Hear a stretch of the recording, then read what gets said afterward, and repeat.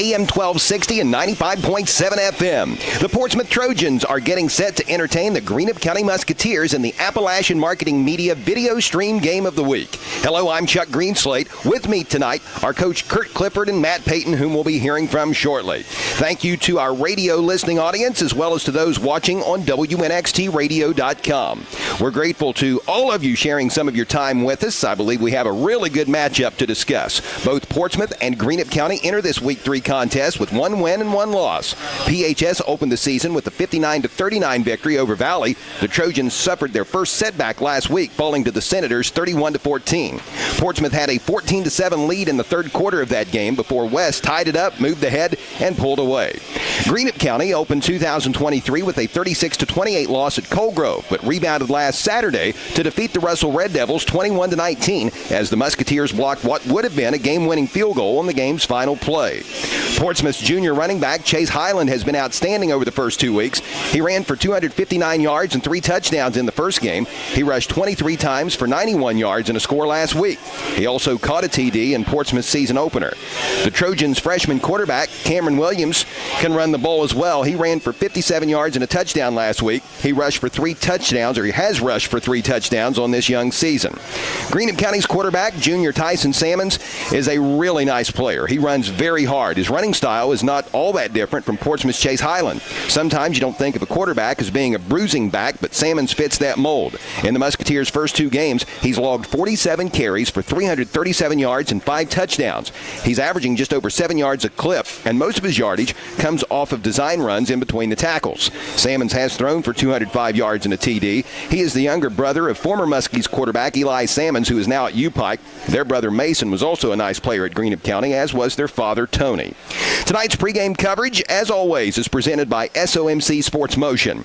The SOMC Orthopedic Associates are hosting their Saturday sports clinic. The clinic will be available for student athletes in the area during the fall sports season. An orthopedic specialist will be available to evaluate each athlete between 9:30 a.m. and 11:30. No appointment is necessary, but it is requested that all arrive by 10:30. The SOMC Orthopedic Associates are located in Suite 102 of the Bronlin Building. For more details, dial 740-356-1709. Between now and kickoff, we'll introduce you to tonight's starting lineups, as well as this evening's officiating crew. We will also hear from Portsmouth Trojans coach Bruce Cobb, as well as first-year Greenup County coach Travis Jones. While this is Jones' first season as head coach, it's his 7th year on the Musketeers staff. He spent the last 3 years as Greenup County's offensive coordinator. Greenup County at Portsmouth tonight. A beautiful evening for high school football. We're back in 2 minutes. Stay with us as the SOMC Sports Motion pregame show continues along on Fox Sportsmouth, AM 1260 and 95.7 FM.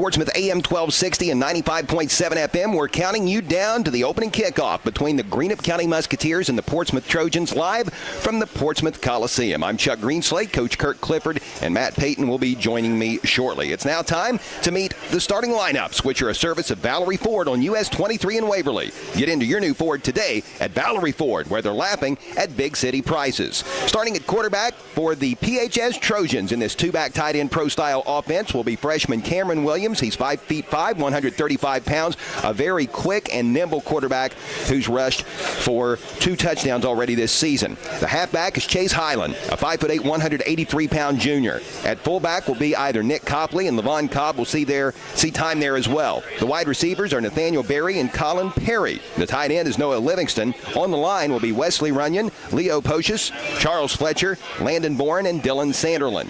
Defensively for Portsmouth, on the line will be Levon Cobb, Alex McKenzie, Landon Bourne, and Wesley Runyon. The inside linebackers in this 4-4 alignment are Noah Livingston and Dylan Sanderlin. The outside backers will be Highland and Copley. In the secondary will be Kingston Littlefield and Caleb Johnson. They're the corners, and the safety is Landon Malone. Zach Roth, who is perfect on extra point tries this season, he will be the kicker. The punter is Cameron Williams. Chase Highland and Landon Malone handle the majority of the return duties. Starting offensively for the Greenup County Musketeers, quarterback is 6'1", 210-pound junior Tyson Sammons. Ike Henderson will be the running back. The wide receivers are Aiden Goo, Brody Stevens, and Drew Boggs, who is a nice target at 6'4". Connor Taylor is the tight end. The center is Elijah Smith. The guards are Cooper Howard and Ethan Thomas. The tackles are Gage Gullett and Christian Wheeler. Defensively, the Musketeers align in a 3-3-5. On the line at the ends will be Connor Taylor and Case French. Cooper Howard is the nose guard. The weak side linebacker is Caden Holmes. The strong side linebacker is Austin Walker, and Waylon Perkins starts at the middle backer. The corners are Aiden Goo and Brody Stevens. The free safety is Drew Boggs, and the strong safeties are Tyson Sammons and Ike Henderson. Carter Gillum is the kicker for the Musketeers. He has yet to miss an extra point this season. Those are your starters, presented by Valerie Ford, US 23 in Waverly. Get into your new Ford today at Valerie Ford, where they're laughing at big city prices. We'll step away for 2 minutes, and when we return, we will hear from Greenup County head coach Travis Jones. Tonight, the Portsmouth Trojans entertain the Greenup County Musketeers. This is the SOMC Sports Motion pregame show on Fox Portsmouth AM 1260 and 95.7 FM.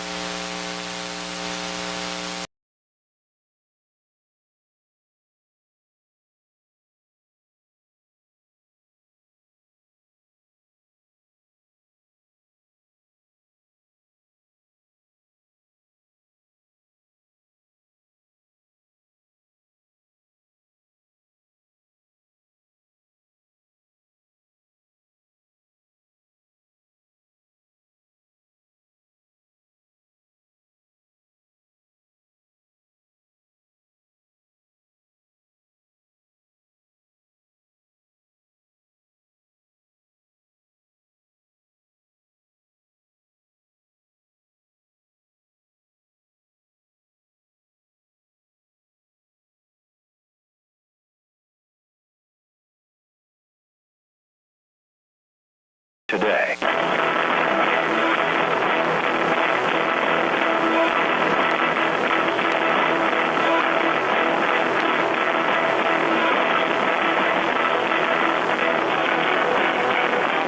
You're tuned in to to the SOMC Sports Motion pregame show. Tonight, the Portsmouth Trojans will entertain the Greenup County Musketeers. Joining us now is the head coach of GCHS, Travis Jones. Coach, thank you so much for giving us the time. Yeah, I appreciate you all having me on. It is our pleasure. Coach, your Musketeers enter tonight's game just like the Trojans with a record of 1 win, 1 loss. You fell in the opener at Cold Grove, but bounced back last Saturday night with an impressive 21-19 win over one of your rivals, the Russell Red Devils, blocking a field goal on the game's final play.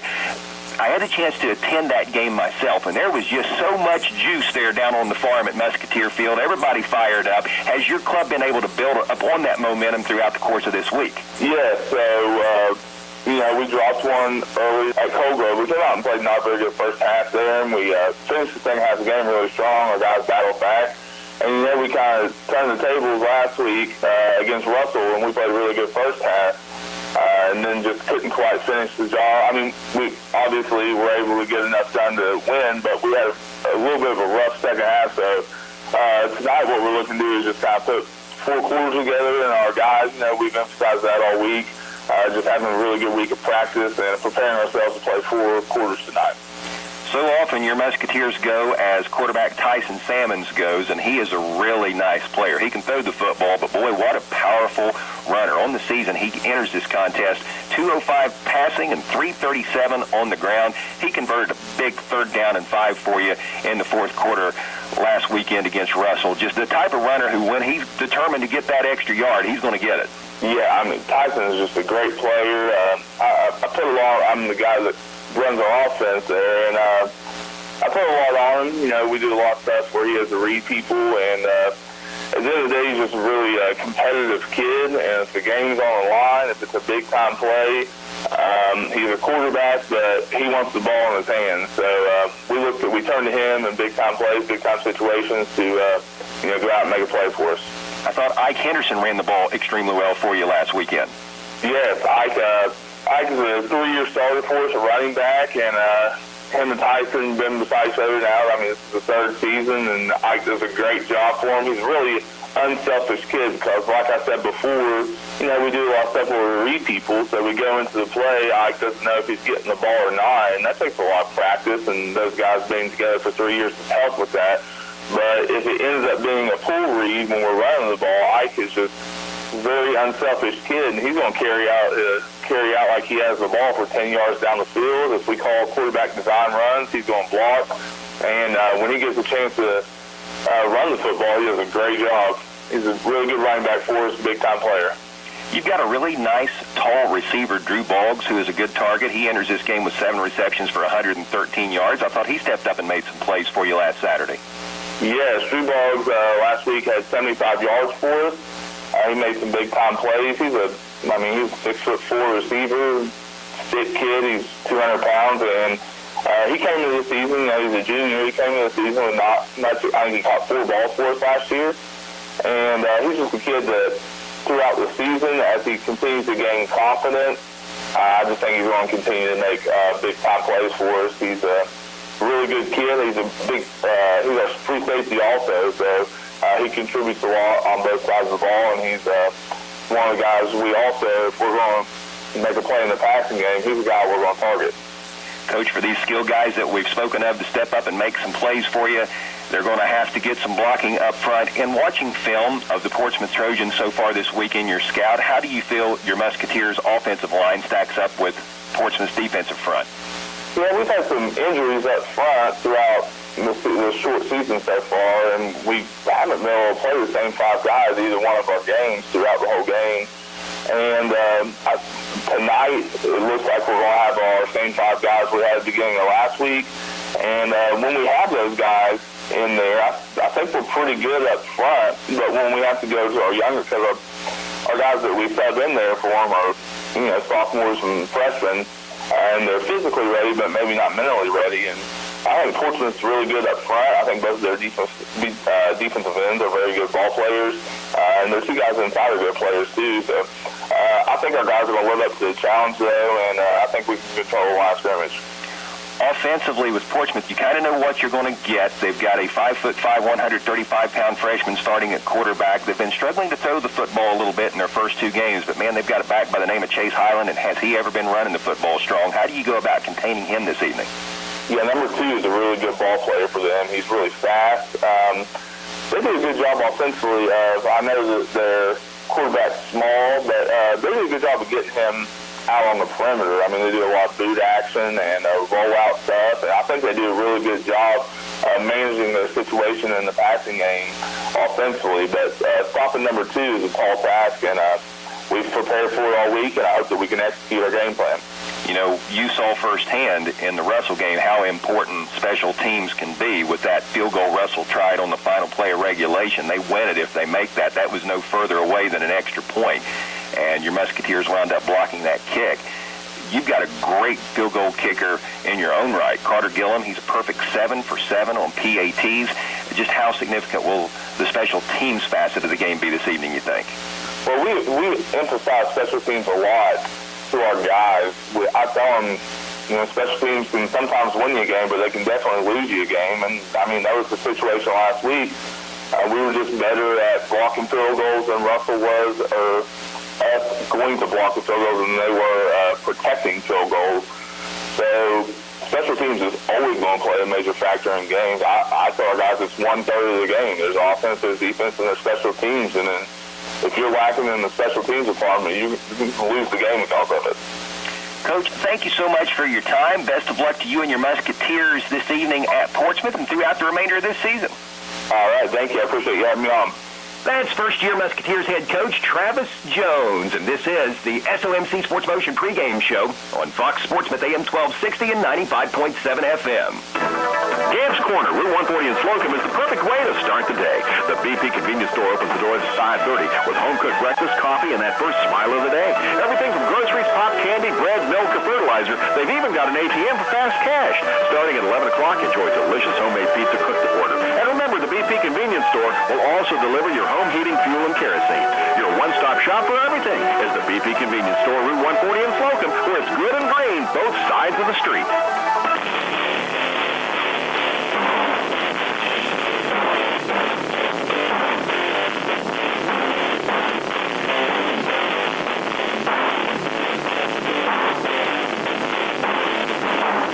Tuned in to the SOMC Sports Motion pregame show on Fox Sportsmouth AM 1260 and 95.7 FM. The Portsmouth Trojans return home tonight to entertain the Greenup County Musketeers. I'm Chuck Greenslate, and with us now is the head coach of the Portsmouth Trojans, Bruce Cobb. Coach, as always, thanks so much for taking the time to speak with us.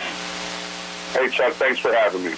Coach, there were certainly a lot of positives to take from your team's performance against the West Senators last Friday night. I know you didn't get the outcome that you were hoping for in that 31-14 setback, but your team did lead in the third quarter by a touchdown. It was 14-7. Chase Highland again had another big night running the football for you. In watching film and assessing that game, what are some of the biggest high points that you think your team can take away and then build upon? One of the biggest high points we looked at, is our offense put our defense in a couple of tough positions early on. We had a fumble and our own backed up in our own territory. We had a snap over our head backed up in our own territory. Yet our defense stiffened up and gave up 0 points on both of those turnovers.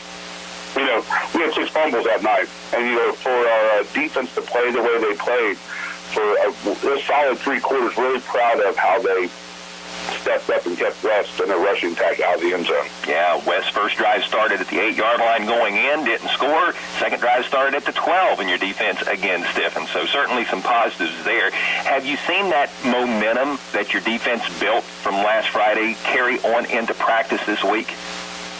Yeah, certainly. That's something that, we look at how we were able to play for 3 quarters. And, as a staff, we had to sit down and say, okay, where can we get maybe a few more bodies in there so if we have those long hard-fought physical games. We felt that, we held our own for 3 quarters. We're a young, inexperienced team, but, we got kind of went out that 4th quarter, and that's where you saw the separation occur, there from West, and they kind of pulled away from us. And, that's something that we had to do better with coming into this week, is making sure we're keeping our guys as fresh as possible. Coach, in the first 2 weeks of the season, your offense has proven that it can run the football. As far as the passing game, I know there's a learning curve there because you've got some young players in some very important positions, but how is the passing game coming along? Well, we continue to work with Cameron Williams and seeing, okay, what are the things that we feel he's good at? What do we make sure that we put him in position to succeed? Last year we had a 4th-year quarterback, being a senior, that is. It was his first year as a starter. But we had Tyler Duncan, who had 3 years in the system, knew the system like the back of his hand, and was able to go out there and execute. Here we're going to the opposite extreme. We got a first-year young man, first year in the system, and we just got to make sure we're putting him in position to succeed. And we spent this week, really playing to his strengths.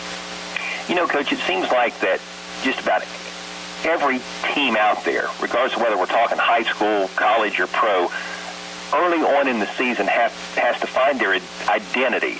And over the last few years, there was no doubt what your identity was offensively. When you had Talon Parker, you knew what you had there, and you knew what your offensive game plan was going to be, getting him running the football. When you had Drew Rowe, you knew you were going to be putting him in space, and obviously the last couple of years, when you had Duncan, you knew what you had there.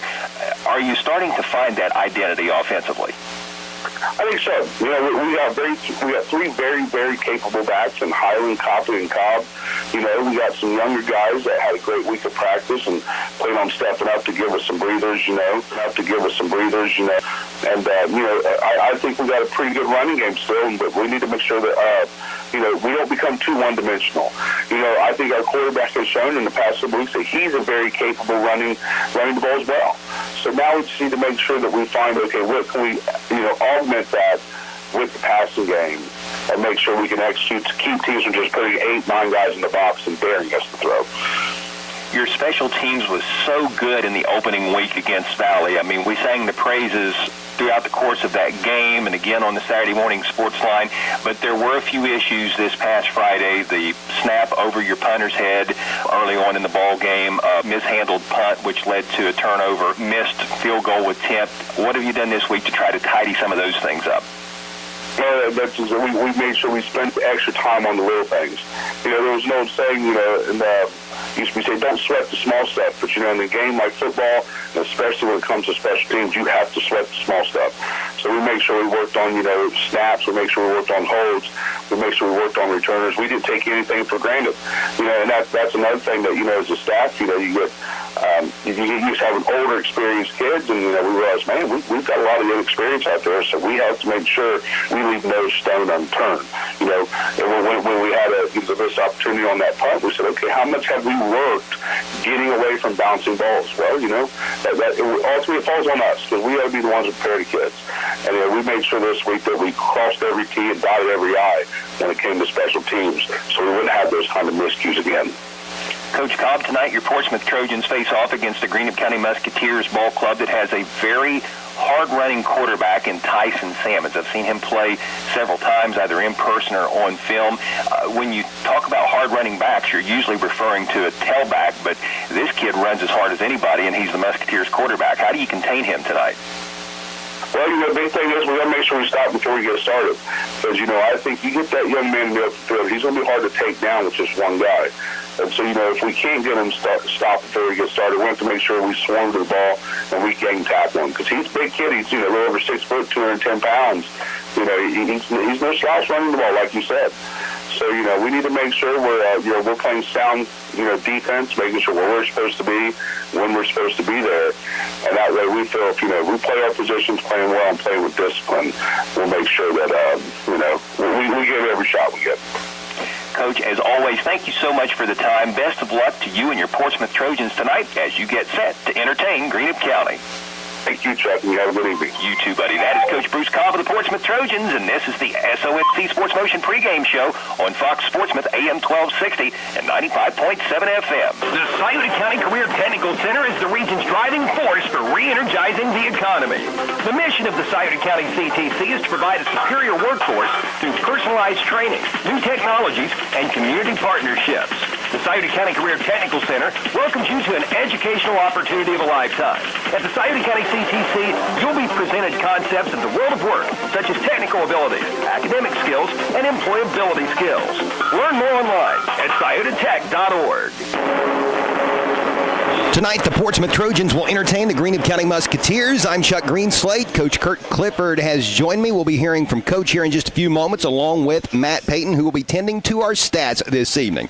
The SOMC Orthopedic Associates are hosting their Saturday sports clinic. The clinic will be available for student athletes in the area during the fall sports season. An orthopedic specialist will be available to evaluate each athlete from 9:30 until 11:30 a.m. No appointment is necessary, but it is requested that everyone arrive by 10:30. The SOMC Orthopedic Associates are located in Suite 102 of the Bronlin Building. For more details, dial 740-356-1709. It's a gorgeous evening for football. Our game time temperature is presented by Call's Auto Sales at 16127 US 52 in West Portsmouth. While many car lots are struggling to stock their lots with quality used cars, Call's is blessed to have a great selection and offers financing. Bad credit, no credit, it's no problem. All you need is proof of income and a down payment. If you're looking for a sharp used vehicle, give Call's a call at 740-357-6009. That's 740-357-6009. It is currently 82 degrees as we are just a few minutes before tonight's opening kickoff. By the time this one ends, meteorologists are predicting that the mercury will have dipped down to around 70, so you couldn't ask for a better night. Already a good portion of the field is shaded by the home grandstands and press box here at the Portsmouth Coliseum. Should be a comfortable evening for football. We're going to step away for 60 seconds and be back to get this one underway between the Portsmouth Trojans and the Greenup County Musketeers from the Coliseum. This is the SOMC Sports Motion pregame show on Fox Portsmouth AM 1260 and 95.7 FM. High school sports all season long on Hometown Radio of Portsmouth, presented by Appalachian Marketing Media, Sherman Cricker Insurance, Atomic Credit Union, the Scioto County Career Technical Center, Donnie Martin Heating and Air, Clark's Pump and Shop, Dyer Insurance, SOMC, Monroe's Frame and Collision, the McKinley Funeral Home, Portsmouth Insurance, a TAH benefits partner, as well as the Glockner family of dealerships. This broadcast of high school sports is being presented in part by the Glockner family of dealerships, which include the Glockner GM Superstore in Portsmouth, Glockner Honda Toyota in Portsmouth, Glockner Chevrolet GMC and Buick in Ironton, Glockner Dodge Chrysler Jeep and Ram of Ashland, Glockner Ford in South Point, and Glockner Auto Credit, with 6 locations around the tri-state area: Portsmouth, South Point, Waverly, Jackson, Chillicothe, and Ashland. Shop online at Glockner.com. At Glockner, they make it easy. Tonight, the Portsmouth Trojans will host the Greenup County Musketeers. Both teams have just taken to the field, and we are just about set for the opening kickoff. Tonight's officials are presented in honor of the late Matt Oren and are sponsored by Mr. Reuter Plumbing, Little's Septic Service, Little's Grease Trap Removal, and Little's Excavating, all in Wheelersburg. Mr. Reuter Plumbing prides itself on customer care. Little's Septic Service has been serving the region since 1964 and always strives to stay out of your yard and, if possible, off of your driveway. Restaurant owners know that Little's Grease Trap Removal can get in and out quickly with minimal impact on your business, and Little's Excavating is the only area excavator that's licensed in aeration design. The referee tonight is Larry Smith. The center judge is Brent Joliker. The umpire is Nathan Hell. Kevin Hutchison is the linesman. The line judge is Bob Shelton, and the bag judge is Troy Johnson. Those are tonight's officials. We want to say thanks to everyone who tuned in earlier to catch the SOMC Sports Motion pregame show. We are now just about set for the opening kickoff, brought to you by Harris Floor Covering at 610 9th Street in Portsmouth, as well as Harris Outdoors at 616 9th Street in Portsmouth. Harris Floor Covering is the area's leading floor covering contractor that has everything for all your floor covering needs. Give Stephen Harris a call at 353 888-789-7959. And visit Harris Outdoors for firearms and hunting equipment. We are just about set to go with this one. The Portsmouth Trojans are wearing blue jerseys with white numerals trimmed in red. They've got white pants with blue and red stripes. The Trojan red helmets looking very 1990s-like for not only the Portsmouth Trojans. Think back to the Buffalo Bills from back in the day. They've got that look. The Greenup County Musketeers are wearing green helmets, green pants, white jerseys with green numerals trimmed in gold. The Musketeers are going to receive the opening kickoff to get tonight's contest underway here on a beautiful evening at the Portsmouth Coliseum. Zach Roth, the Trojans kicker, a 5'10", 168-pound senior, has the ball teed up, and we are just about set to get this one started. He has been perfect on extra points over the first 2 weeks of the season, and he has been very solid on his kickoffs as well. Coach Clifford, man, great to have you with us here tonight again for tonight's big PHS and Greenup County game. Glad to be here. Last time, good rivalry. It is, and it's good to have this one renewed. First time these two have met since 1992. Here's Ross' approach. He's going to lay into it. It's a high end-over-end kick that's going to be fielded at the 15-yard line. This is Drew Boggs on the run back. He sprints over toward the far sideline, lowers his shoulder, bowls over a Trojan, and takes the ball out to the 30-yard line. A gain of 19 yards on that run back, and pretty solid starting field position for the Musketeers as the ball will be placed down at the 30-yard line. Just underway at the Coliseum. The home side already shaded, the visiting fans still in the sun, but that won't last too awful long. About another 45 minutes or an hour, and they will probably be experiencing the same shade that everyone else is. So the Greenup County offense goes straight from the sideline to the line of scrimmage, no huddle on the field, and we're going to get a look at Musketeer junior signal caller Tyson Sammons. His two older brothers played football at Greenup. He's going to hand off to Ike Henderson, and Henderson finds some room up the middle on this first down play. He'll advance the football out beyond the 35-yard line to the 38, but there was a late flag thrown toward the tail end of that play, and this might be a hold on the Musketeers. If that's the case, that's going to be a 10-yard penalty from the spot of the foul. That is a preliminary signal, so that will negate an 8-yard run by Henderson on this first play from scrimmage. So by the time the penalty yardage is assessed, this is going to push the line of scrimmage back to the 23-yard line. We will replay first down. So it's 1st and 17 for the Musketeers. No huddle, but no hurry necessarily for the Musketeers as the play call comes in from the sideline. Players look at their wristbands to get that message relayed. And now out of the pistol, Sammons takes a snap.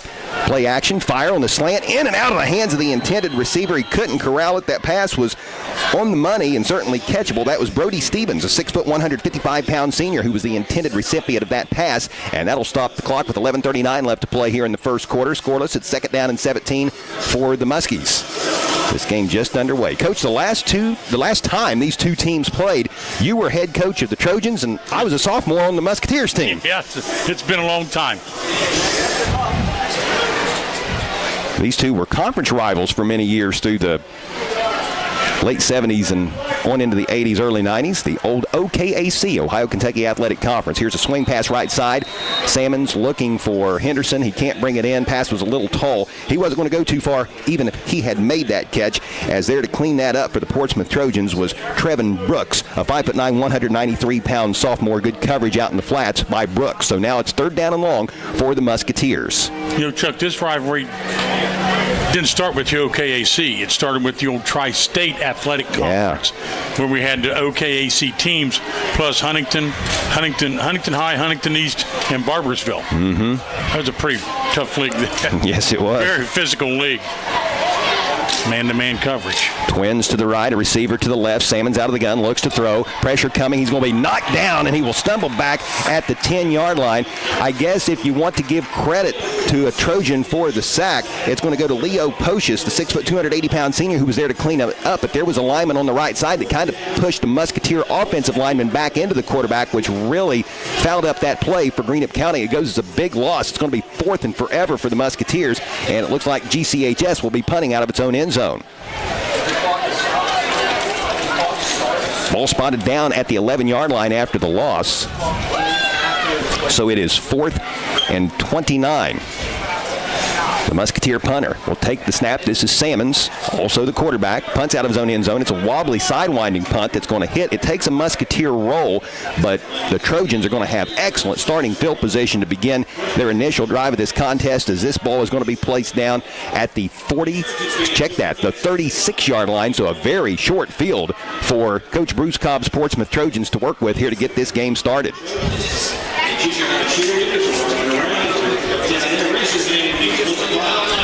Portsmouth wearing a different uniform combination from what we've seen so far this year. Of course, they were on the road last week at West, so they were in the white uniforms, but they were wearing red jerseys on opening night. It's a pretty sweet-looking scheme. It is. That's a sharp look. Yes, it is. So the freshman Williams under center, I formation. The pitch goes to the deep back.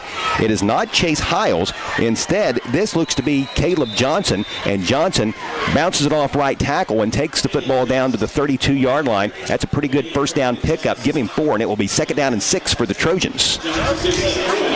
So Chase Highland was slated to be the starter for PHS. He rushed for 259 yards and 3 touchdowns in the 59-29 win over Valley in the opener, I should say. He ran for 91 yards last week in a loss at West, but not in the game right now. Here's a give to the fullback, a quick hitter up the middle. This is Zion Froh, and Froh busts it right up the gut, taking it down to the 20-yard line. That's good for a pickup of a dozen, and the Portsmouth Trojans get their initial first down of this contest. So this drive looking very good so far for Coach Bruce Cobb's team, as with that, they have moved in to the Quality Heating and Air red zone. Quality Heating and Air can be found on Route 52 in Sugar Grove. They proudly offer Rheem products.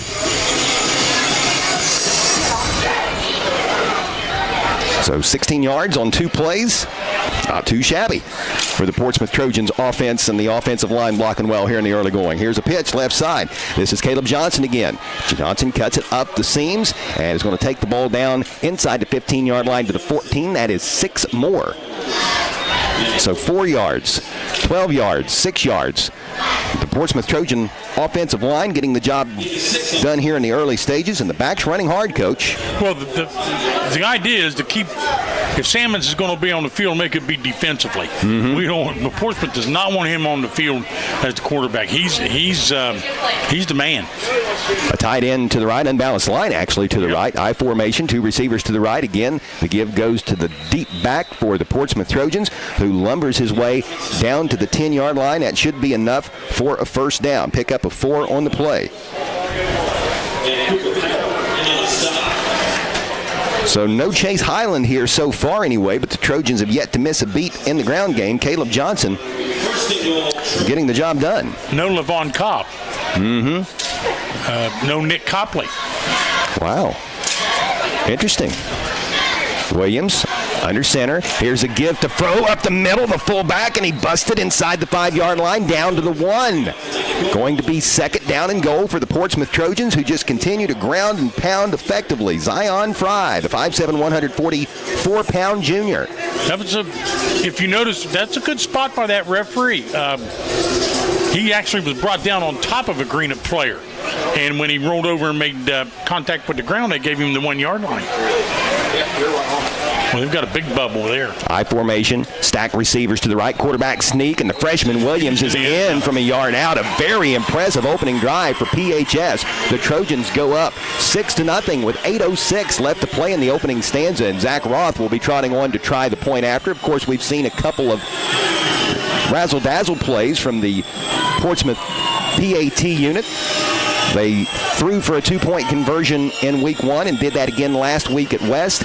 They shift the entire line to the left. Sometimes they shift back over into a traditional formation, and sometimes they don't.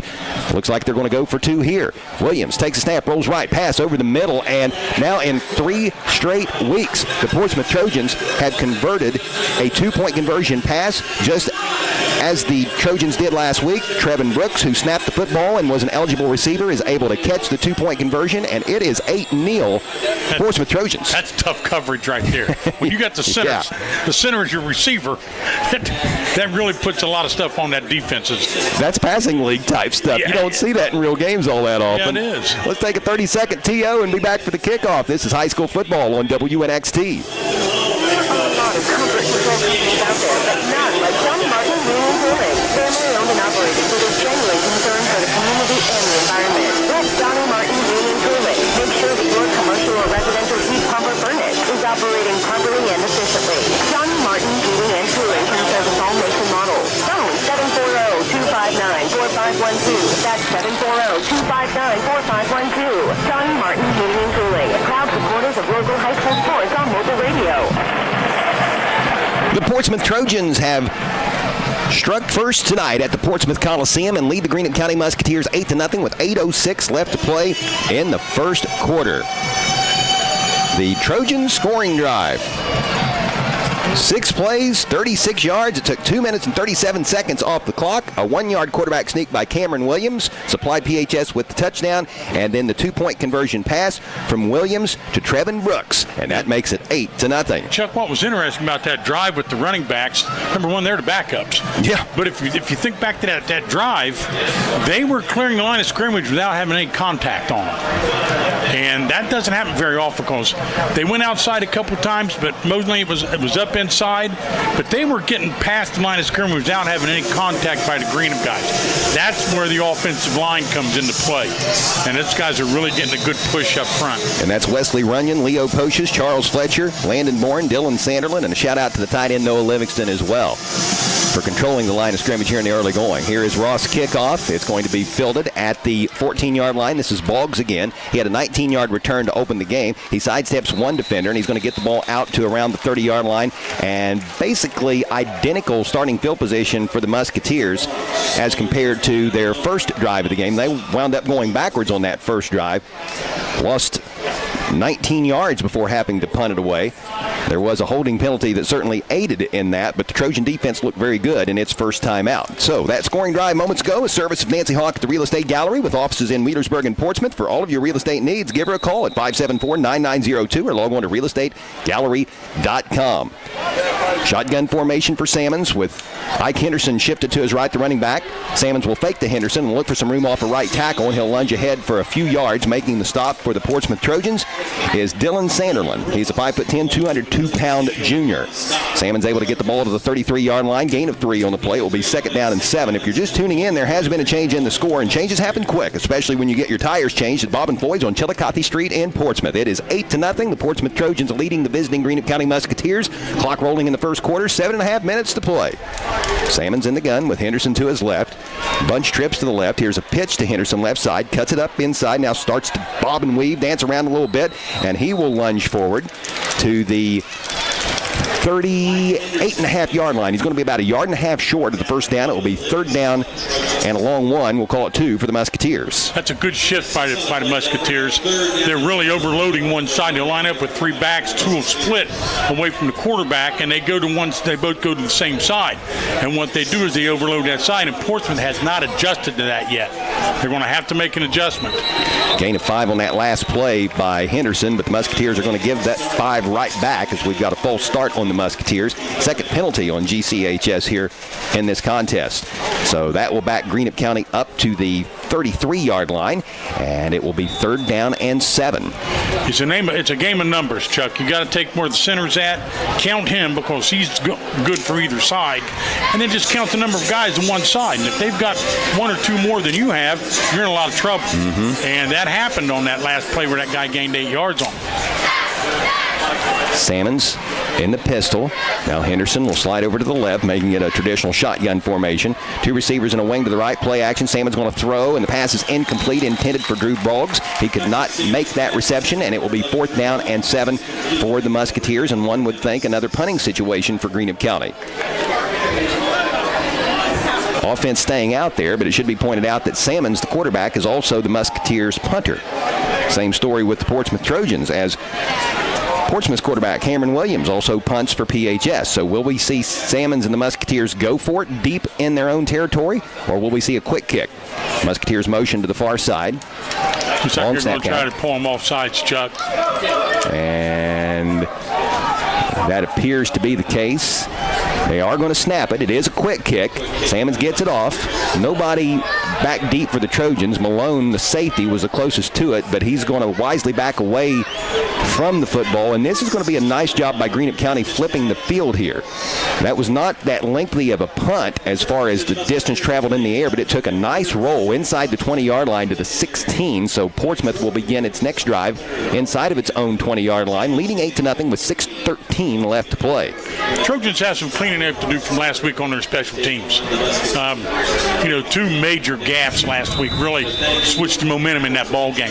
Yeah, there was a mishandled punt that led to West recovering the football in good field position. There was also a snap over top the punter's head that set West up with good field position early on in the game. And the punter kicked the ball into the back of the up back. Yep. Missed field goal as well. Here's the give up the middle. Ooh, big hit there by the Greenup County linebacker. But still, look at that Portsmouth offensive line pushing forward until the whistles sound. That's a nice job of playing to the whistle. You hear coaches say that all the time, and that was a case there where the running back for Portsmouth took a big shot, but he was knocked back into an offensive lineman, and he managed to maintain his balance. Had that lineman not been there, he would have probably went to the ground, but he was getting bounced around like a pinball, stayed on his feet, and winds up at the 4-yard pickup here to bring up 2nd down and 6. I believe that was Caleb Johnson on the carry. I formation for the Trojans. Stack receivers to the left. Williams under center, tight end to the right. The give goes to the deep back. And the Portsmouth runner running hard, battling his way. Highland's back in the game along with Nick Copley.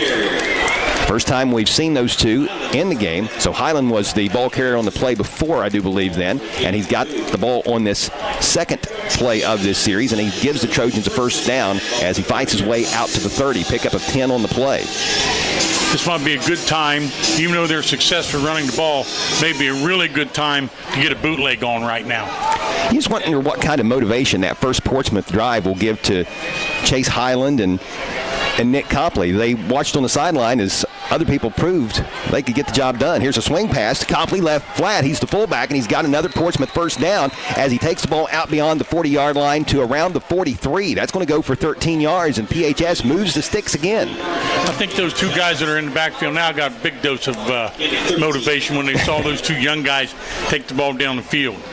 I don't know what the deal was, but I know I can bet on what it was. But that's not my business. 8-0 Trojans, first quarter, clock rolling, 4:40 left to play. Greenup County and Portsmouth playing for the first time since 1992. First time they've actually played in Portsmouth since 1991. First time ever here at the Coliseum. That 1991 game was at Spartan Municipal Stadium. Here's a give to Highland again. Breaks to the right, cuts up, and is going to take the ball to the 46-yard line. 3 yards, and boy, he earned those. Had a really good fill by the linebacker and the defensive back on that play. Because our right guard, left guard Charles Fletcher, come down the line and great kick-out block. Had a great hole to run through, but it got filled up. So those guys in the back end did a great job. 2nd down and 7. Ball shading the left hash mark. I formation again for the Portsmouth Trojans. A tight end and 2 receivers to the right. Williams under center. Takes the snap. Quick pitch to Highland right side. Starts to bounce it and now cuts up. Takes it to the midfield stripe. And that's going to bring up 3rd down and 3. 4-yard pickup on the play. Portsmouth running the football has gotten no less than 4 yards on any play. That is just a great job by the PHS ground game. Portsmouth has attempted 1 pass so far in this contest.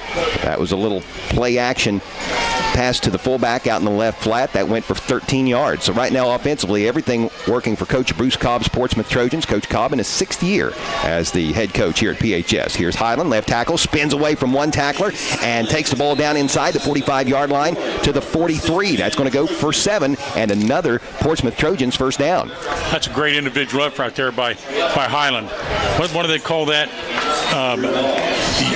Yards after contact. Yards after contact. I'll tell you what, he got lit up pretty good, but he ran right through it. He's taken a couple pretty big hits on the drive. This has always been a physical series between these two teams. Portsmouth looks to be going with an unbalanced line on the right side as Leo Pocius comes over to the right. Here's a quick hitter to the fullback up the middle. Still standing, still on his feet, still driving his legs forward, and a late flag comes in. That was another great individual effort by the Portsmouth ball carrier. But let's check the penalty.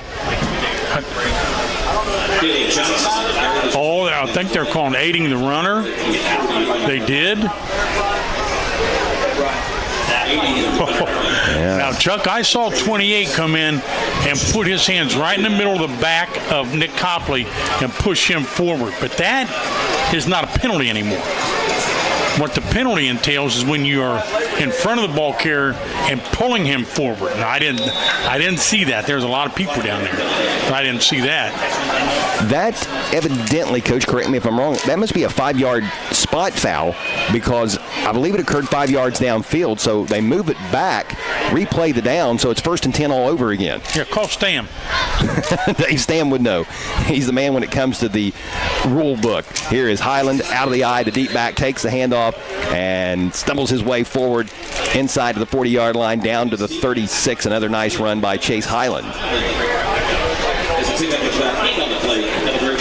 It's going to be a 7-yard pickup for the Portsmouth Trojan junior ball carrier. 2nd down and 3 for PHS, which leads visiting Greenup 8-0. 2 minutes left to play in the first quarter here at the Portsmouth Coliseum. The majority of the field shaded by the home bleachers.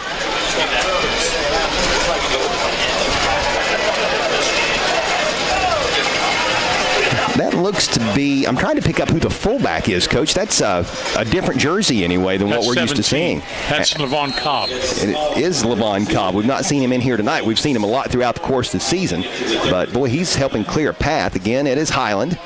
And Highland, depending on the spot, might have the first down here. From where the football is put down and from where the sticks are, it's close. And evidently it's close enough that the officials are going to call a timeout for a measurement. Of the evening, we'll tell you every time that a team gets into the Quality Heating and Air red zone. Quality Heating and Air can be found on Route 52 in Sugar Grove. If there should be a fumble in Sugar Grove, if there should be a fumble, which we have not seen thus far this evening, that's a Hope Source recovery fumble. Start your recovery by phoning Hope Source at 740-353-HOPE. Stay with us at halftime for the Holbrook's Hometown Pharmacy halftime show. At that time, we'll check our first half stats, courtesy of Matt Payton. Plus, we will look at the Barrett Murphy Insurance Agency turnover report. After the game, we invite you to tune in for the Minford Telephone, Minford TV post-game show. We'll again check our stats and our turnover report, look at our upcoming broadcast schedule. That's known as our Glockner family of dealerships glance toward the future. And then we will name tonight's award winners, which include the Gamps John Deere Outstanding Runner of the Game, the Portsmouth Block Big Block of the Game, the Monroe's Raymond Collision Big Collision of the Game, and the Collier Company's Player of the Game, done in honor of the late Roger Gray and Jim Snuffy Smith. It is a first down for Portsmouth. The ball spotted at the 33-yard line of the Musketeers. It's an I formation for PHS. Cobb is the fullback. Highland is the deep back. Williams rolling to his right, wanting to throw for the second time tonight, and he finds his fullback. This time it's Cobb, and he is going to take the football out of bounds at the 25-yard line. That's good for a pickup of 8. And the young freshman, Cameron Williams, Coach Bruce Cobb, Coach Clifford is putting him in some very good positions this evening. He's 2 for 2 through the air. Well, they're using him exactly right. They're throwing it when they want to instead of when they have to. And they're getting him out of the pocket and giving him an option to run or pass. And that's what you have to do with a young kid like that's got the speed that Cameron does. Boy, he does have quite a burst. Yes, he does. We've seen that on the 2 touchdowns he scored this season, 1 in each of the first 2 games. Here's a pitch left side to Highland on 2nd down and 2, cuts it up, has the first down, falls forward, taking the ball down inside the Quality Heating and Air red zone to the 19. What a nice job he did falling forward on that play. Yes, he did. I'll tell you, I was interested to watch how the Trojans were going to react in the first quarter of this game tonight. These kids aren't aware of the rivalry that Portsmouth and Greenup had.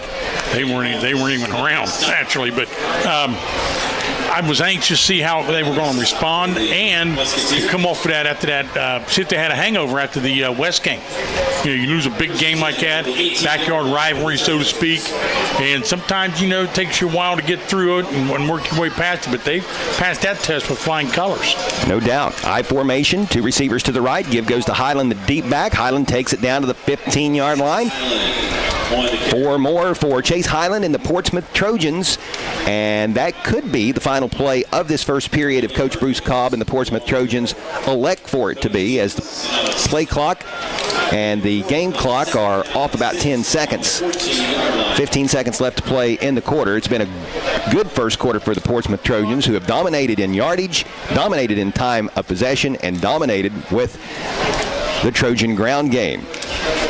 Greenup County still looking for its initial first down of the game. Portsmouth knocking on the door for finding its second touchdown. We have made it to the end. PHS leading Greenup County at the Coliseum. This is high school football on WNXT. Hi, I'm Nancy Hawk, the owner of Real Estate Gallery. I'm inviting you to contact any of our professional realtors for all of your real estate needs, or visit our website at realestategallery.com. Real Estate Gallery Incorporated, Portsmouth and Wheelersburg.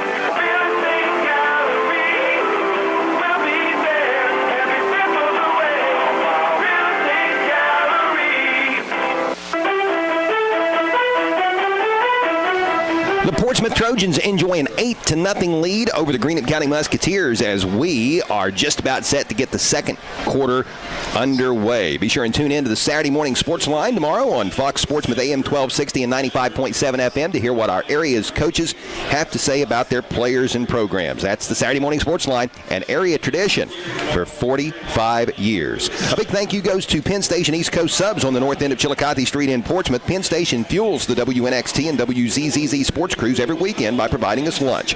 Visit Penn Station, where they are all about the freshness. And be sure and listen for the Barber Auto Parts replay of the week, which can be heard all week long here on Fox Sportsmouth AM 1260 and 95.7 FM, as well as on Mix 99.3 and Classic Rock 107.5 The Breeze. And visit the Barber Auto Parts location nearest you with stores in Portsmouth, Ashland, and Chillicothe. PHS has the football and leads 8-0 as we get set to start the second period. It's 2nd down and 6 at the 14-yard line. Portsmouth has outgained the Musketeers 110 to -4 in the first period. Looking at those numbers, Greenup County's lucky to only be down by a touchdown, but now they're down by 2 as Williams takes the ball in from 14 yards out. He faked it up the middle, pulled the ball down, scampered behind his left guard and tackle, took a hit around the 10, maintained his balance, and took it on into the house to make it 14-0 Portsmouth Trojans as PHS scores on the first play of the second period. That's what you call quarterback counter trade. Well, what a nice job that he did to stay upright after taking that pop around the 10-yard line. He's got great balance. Besides having speed, he's got the balance, and that's an impressive run. The offensive line for the PHS point after team now shifts over to the right. This will be a traditional extra point try. The Musketeers blocked an extra point and what would have been a game-winning field goal by Russell last Saturday, but not this time. Zach Roth boots it through. He remains perfect on the season on PATs, and he gives his Trojans a 15-0 lead with 11:53 left to play before seconds on WNXT. Since 1937, the McKinley Funeral Home has been there for families in a most stressing time of need. They've been there with their comfort and understanding, and the McKinley Funeral Home will continue to serve area families with a commitment even deeper than before. Call the McKinley Funeral Home and talk with their friendly, knowledgeable staff. Always willing to go that extra step in making sure you're well pleased. That's the McKinley Funeral Home, located on U.S. Route 23 in Lucasville. Phone 740-259-2481. Since 1964, Little Septic Service in Wheelersburg has been dedicated to providing dependable septic service.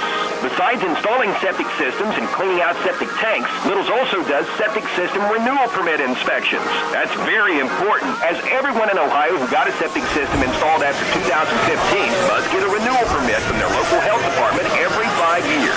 So when you receive a letter from the health department telling you it's renewal time, just call Little Septic Service at 740-574-2033.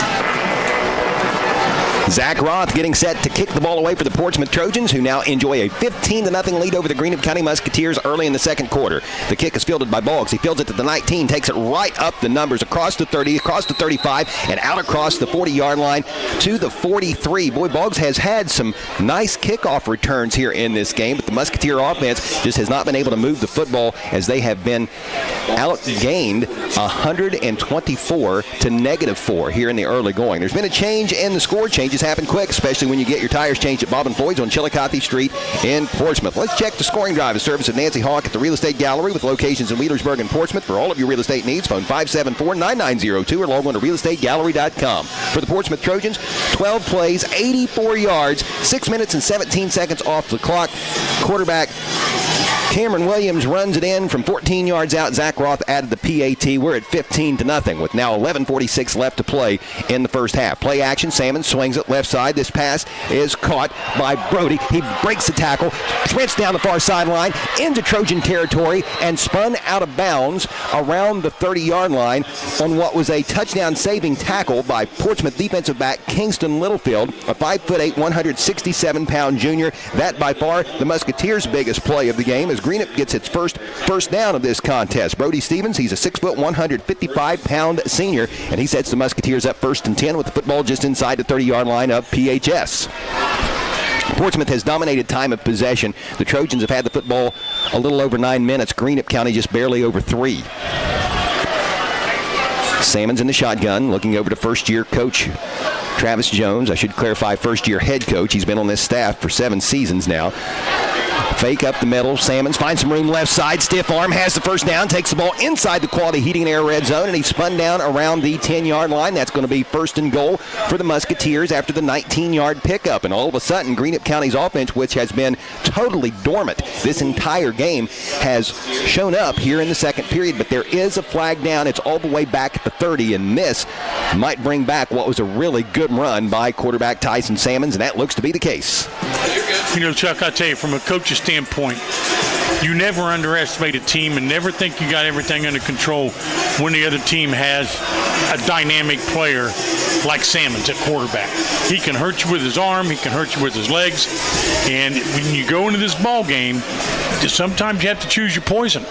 And if they're going to spy on Salmons and make him bear the brunt of that, then that means the other guys from Greenup have got to step up. The 10-yard penalty pushes the ball back to the 40-yard line. That's a hold. It's 2nd and 20 for the Musketeers, and here's a give up the middle to Ike Henderson, and that opened up nicely for Greenup County as the offensive line created one of its better running lanes of the evening as Henderson is able to advance the ball all the way inside the 25-yard line to the 24. That goes for 16. That'll bring up 2nd down and 4 for the Musketeers. 2 receivers and a wing to the right, actually an H-back. Henderson and Salmons discussing their alignment in the Musketeers' backfield. They're coming to the right side. Here's a fake pitch by Salmons to Henderson. Salmons pulls it down. He's got the first down inside the 15, inside the 10, cuts it up, and he's going to go for a touchdown from 24 yards out, and the Musketeers are on the scoreboard 15-6 with 10:44 left to play in the first half. And all of a sudden, what looked to be a game that could seemingly get a little lopsided is now interesting all of a sudden again. Chuck, if you take a look at the formation that they're using, they had center guard, tackle, tight end, wing back, half back, split into one side, and Portsmouth never adjusted. They sat in a balanced defense, and you have to treat that like it's an unbalanced offense, and they don't do it. They haven't done it the whole game. Salmons and the Musketeers going for 2. This is a big play. Salmons bounces it out, and he virtually walks in, and that makes it 15-8 as Greenup County trims the PHS lead to 7, and did so rather quickly. 10:44 left to play. First half. We're going to step away for 60 seconds. This is high school football on WNXT. Tonight's game on Fox Portsmouth AM 1260 and 95.7 FM is presented in part by these following sponsors: Press, Express, and Hall's Napa Auto Parts. Be listening to high school sports all season long on Fox Portsmouth AM 1260 and 95.7 FM, as well as the local happenings app on your smartphone. The Counseling Center is the region's leader in behavioral health care, accredited by the Commission for Addiction Rehabilitation Facility. A proud member of the Portsmouth community for over 42 years, TCC provides an unmatched service line, including substance abuse prevention and treatment, behavioral health care for children and adults, primary health care, as well as vocational development and job placement. If you or someone you love is in need of assistance, please call the Counseling Center at 740-354-6685 or visit online at thecounselingcenter.org. Sure. There's been a change in the score. Changes happen quick, especially when you get your tires changed at Bob & Floyd's on Chillicothe Street in Portsmouth. The Scoring Drive is a service of Nancy Hawk at the Real Estate Gallery, Wheelersburg in Portsmouth. For all of your real estate needs, phone 574-9902 or log on to realestategallery.com. The Musketeers Scoring Drive covered 57 yards in 3 plays.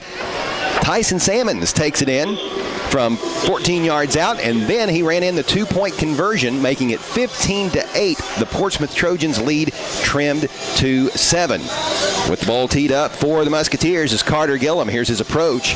A high end-over-end kick. This is going to be fielded at the 16-yard line by Portsmouth, and the Portsmouth return man is going to be blasted. The ball comes loose. It's recovered by the Musketeers inside the 20, the 15, the 10. This should be a dead ball. The Greenup County Musketeer does take it into the end zone, but it's a dead ball on a kickoff return, so it should be Greenup County's football but from the spot where the ball was fumbled. Recovering the fumble for the Musketeers was Waylon Perkins. On the run back was Leland Skurlock, a 5'8", 132-pound sophomore. And boy, he took a big shot on that play. And the Musketeers have stolen the momentum here all of a sudden. And the officials are talking things over, but when it's all said and done with, it looks like it's going to be Greenup County's football around the 25-yard line, one would believe.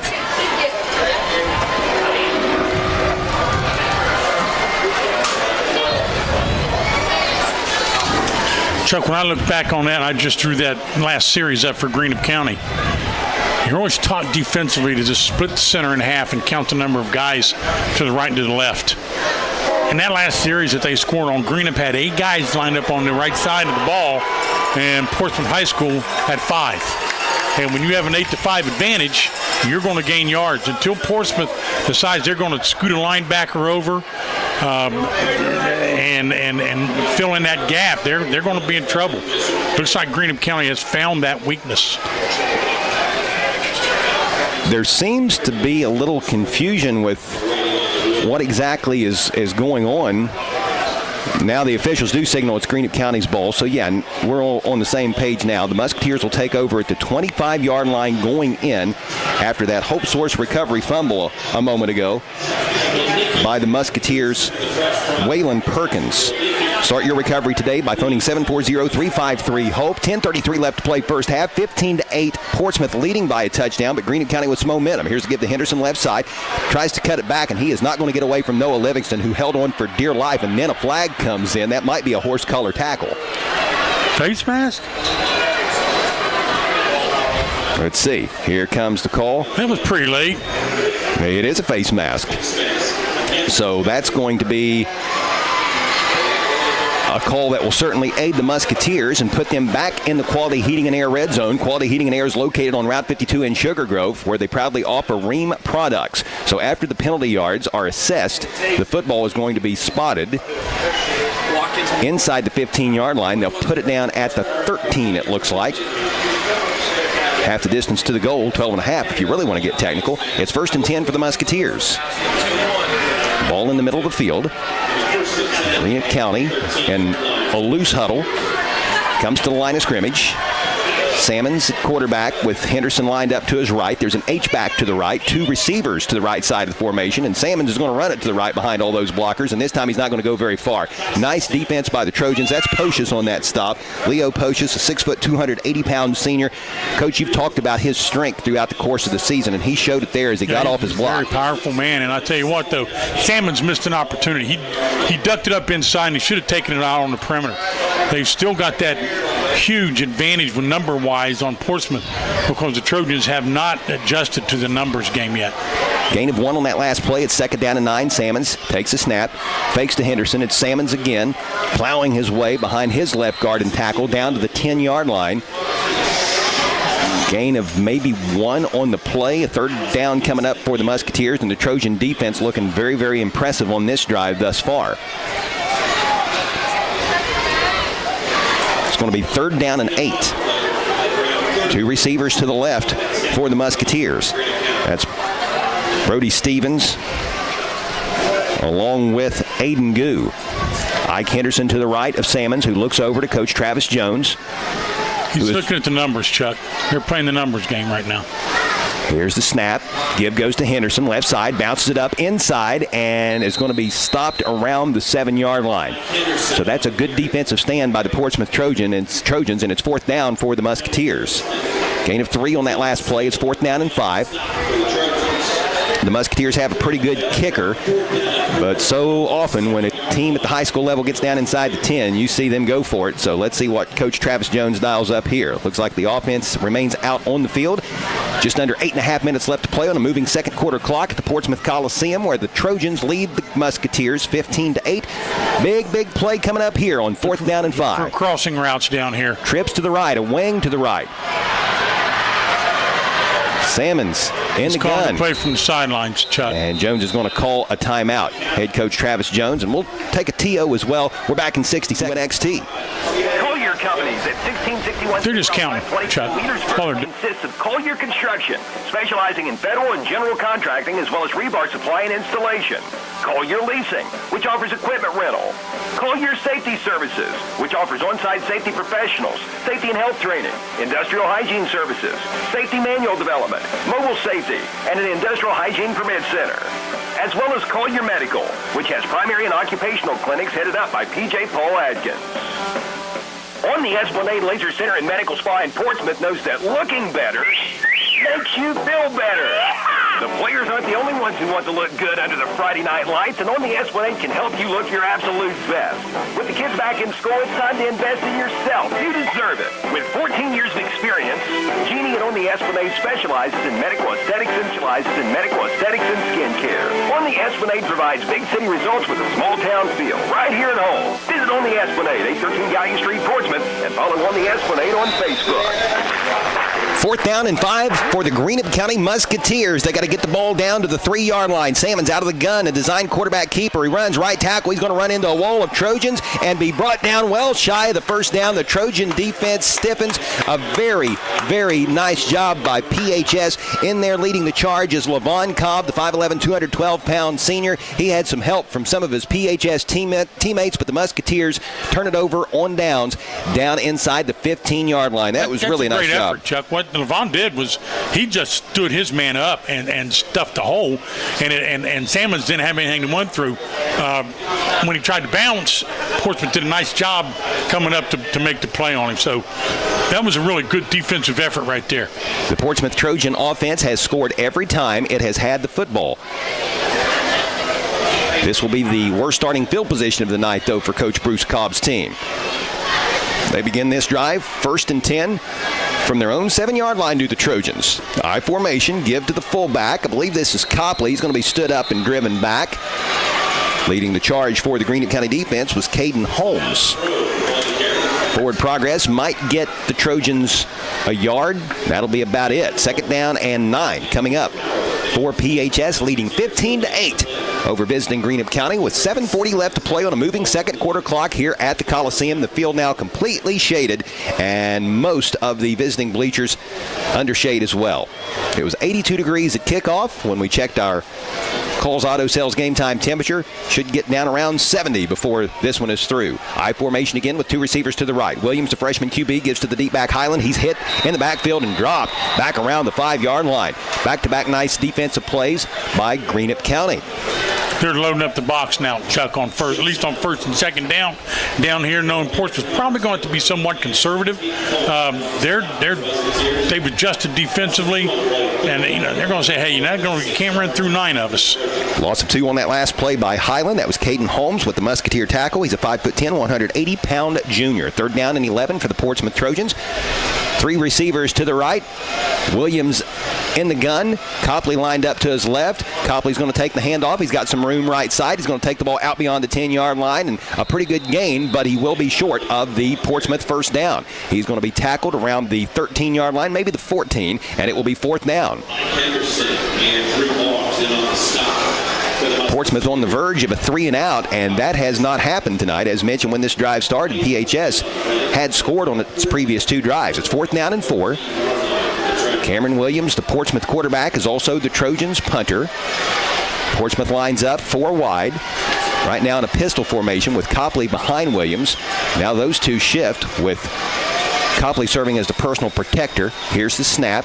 Here is the punt. It's a high punt with the backspin. The ball is mishandled. It's loose. Fumble. And the Portsmouth Trojans appear to have it, and they do. So a big miscue on special teams by the Musketeers. We saw one by the Trojans on a kickoff return a little earlier in this quarter. Musketeers couldn't capitalize. Now Greenup County returns the favor on a punt return as the Hope Source recovery fumble gives Portsmouth the ball back at the Trojans' own 29-yard line. Start your recovery today by phoning Hope Source at 740-353-HOPE. Trojans dodged a bullet that time from the standpoint that we almost saw a repeat of kicking that ball into the up back again, Chuck. They're going to have to get the guy over maybe a half a yard or more, and maybe a step up. So Williams and the Trojan offense set to go back to work. 2 receivers to the right. The slide is Chase Highland, 1 receiver to the left. The give is going to go to Levon Cobb, looking for some room right side, and he's going to be sawed down around the 33-yard line. It was a nice job by the Greenup County defender, Ike Henderson, coming up and getting the much bigger Trojan back down low. Sawing him down at the knees. Gain of 3 on the play. It's 2nd down and 7 for PHS. 5.5 minutes to play before halftime. Trojans up 15-8 over visiting Greenup County. First time these two have played since 1992.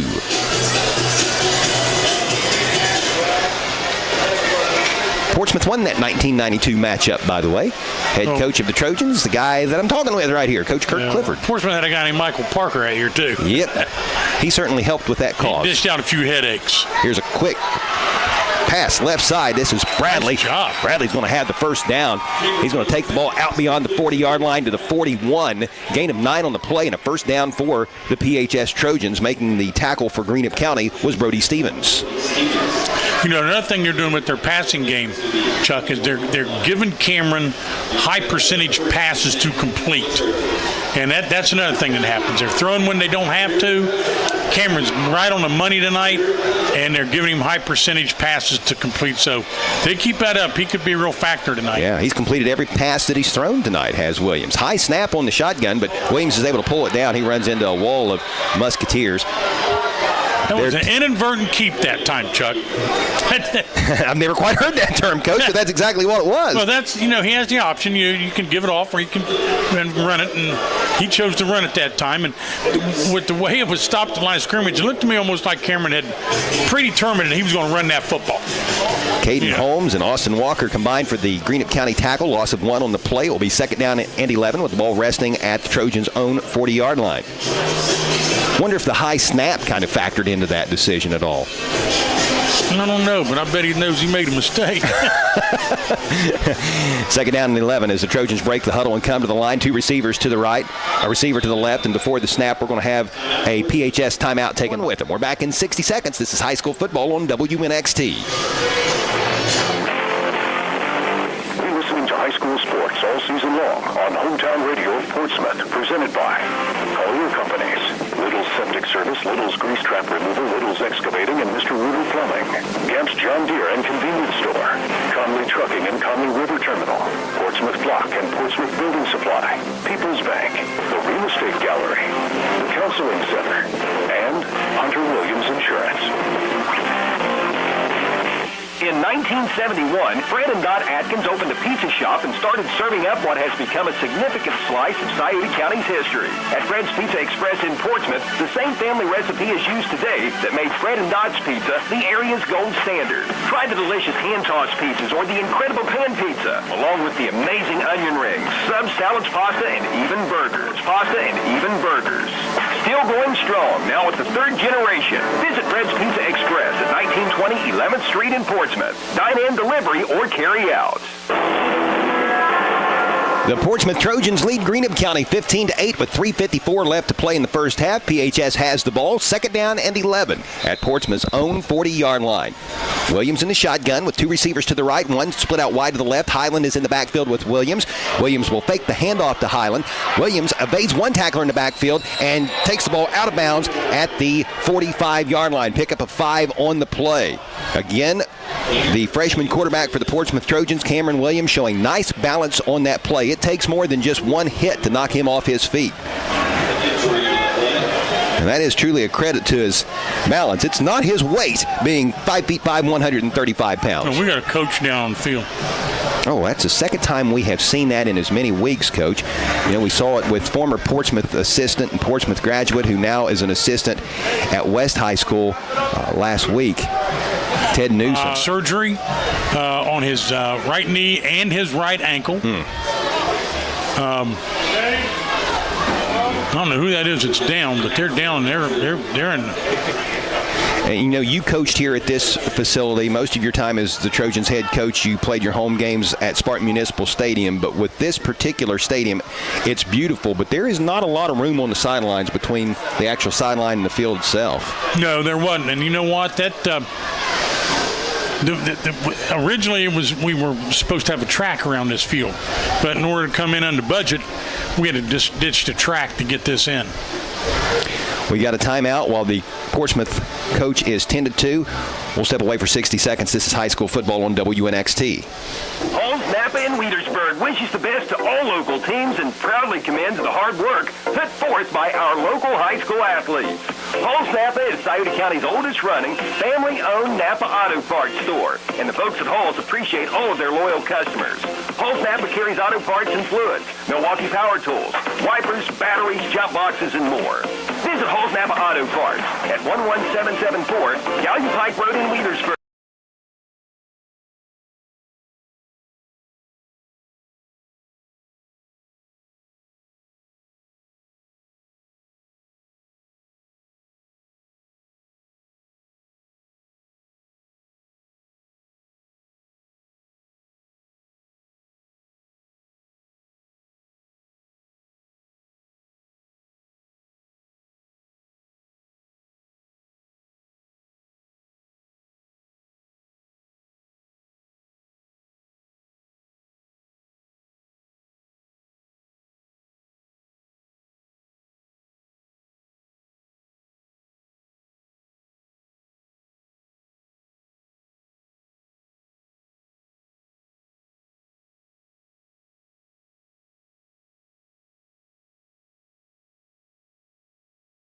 Being tended to on the sideline as we speak. While we do have a moment, let's check some scores from elsewhere around the area.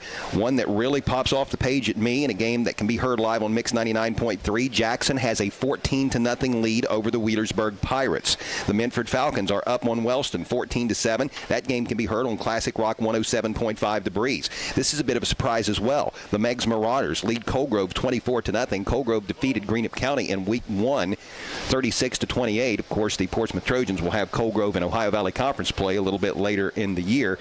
I've heard they're a pretty good team. Ironton has a 20-7 second quarter lead over the Fairland Dragons. Some other scores of interest. Piketon leads at Valley 12-6. West has a 14-6 advantage over Hillsboro. Unioto is in front of Waverly 7-0. Again, our score here, it is 15-8. The Portsmouth Trojans lead visiting Greenup County. We're going to step away for 2 minutes. This is high school football on WNXT.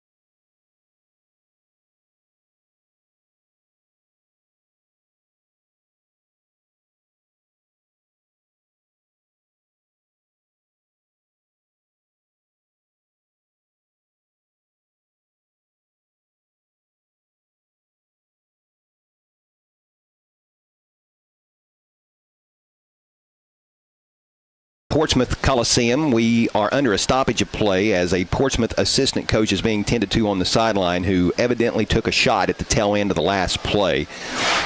While we have a moment, let me remind you that Hometown Radio of Portsmouth and Appalachian Marketing Media are excited to team up this high school football season to offer the area a video stream presentation of a select high school football game of the week. For over 50 years, Hometown Radio has painted the picture of high school football. Now with Appalachian Marketing Media, you can see it and hear it. Appalachian Marketing Media offers professional photography, website creation, as well as videography. The production of the Appalachian Marketing Media High School Football Game of the Week on WNXTradio.com marries the audio of Hometown Radio with a visual presentation provided by Appalachian Marketing Media cameras, giving high school football fans a new way to soak up the action when they just can't be at the game. Be listening to high school sports all season long on Mix 99.3, Classic Rock 107.5 The Breeze, as well as here on Fox Sportsmouth, AM 1260 and 95.7 FM, as well as online at WNXT2, all of which can be heard using the Local Happenings app or by tuning in to WNXTradio.com. And be watching for the Appalachian Marketing Media Game of the Week, available by logging on to WNXTradio.com. Hometown Radio and Appalachian Marketing Media taking high school football to the next level. If you would like to purchase one of the Appalachian Marketing Media video streams, call the WNXT studios at 740-353-1161. Looking at our upcoming streaming schedule, next week we will head to Menford, where the Falcons will entertain Oak Hill. In week number 5, September 15th, we'll be in Lucasville, where the Valley Indians will host the Wheelersburg Pirates. In week 6, it will be the West Senators hosting the Menford Falcons. Then it will be Valley and West getting together on September 29th. Our October 6th stream game will be Northwest hosting West. In week 9 will be Menford entertaining Wheelersburg. And in week 10, we'll be back in Menford as the Falcons will host the Valley Indians in the annual Lucasville-Menford Road rivalry. Well, Chuck, that was Coach David Malone from Portsmouth High School and was injured. And hopefully Coach Malone is okay. Former mayor here in Portsmouth. Good friend of mine. Really good fella. Oh, don't make him any better than David. Nope, that is a fact. So, again, our thoughts and prayers, and we wish Coach Malone the speediest of recoveries. That's kind of tough, I'm sure, for the teenage players especially, to regain their focus and get back to knocking heads after a situation like that. But that's exactly what both of these teams will be called upon to do. It's 3rd down and 6 for the Portsmouth Trojans, with the ball resting at their own 45-yard line. Williams under center, I formation behind him, gives to the deep back Highland, cuts to the right, back to the left, breaks it, takes it into Musketeer territory, and has a first down. And who was it that made that block, Number Coach? 60. That's Pocius. Leo Pocius. Jot that down as a potential for our Portsmouth block, big block of the game. Wow. Took the defender completely out of the field of play. Another nice run by Highland, and he was very patient on that run, waiting for the block. That looked like the guy in the blind side. We took that guy all the way down the field. Highland takes the ball down to the 37-yard line. That's an 18-yard pickup and a big 3rd and 6 conversion for the Trojans. Here's Highland again on 1st and 10. Highland hit, backs his way forward. He's going to get a yard or two. Down to the 36-yard line. Gain of 2, 2nd down and 8 coming up for the Portsmouth Trojans. Big 3rd down conversion moments ago. PHS up by a touchdown. 15-8 is the score. Clock rolling with 3:20 remaining. Portsmouth has scored every time it's had the ball, Coach. Now, it looked like the Musketeers had stopped them earlier in this drive, but then a fumbled punt return gave the Trojans offense another opportunity. I thought I was seeing things on that last series, but I'm not. I know Bruce Cobb's lost his mind. I think they got 2 tight ends in the ball game. Look at all the linemen to the left side of the center. You were talking about the Musketeers and their unbalanced numbers. The Trojans kind of doing their own version of that. Here's a give to Highland up the middle, and he goes nowhere. He stopped right at the line of scrimmage.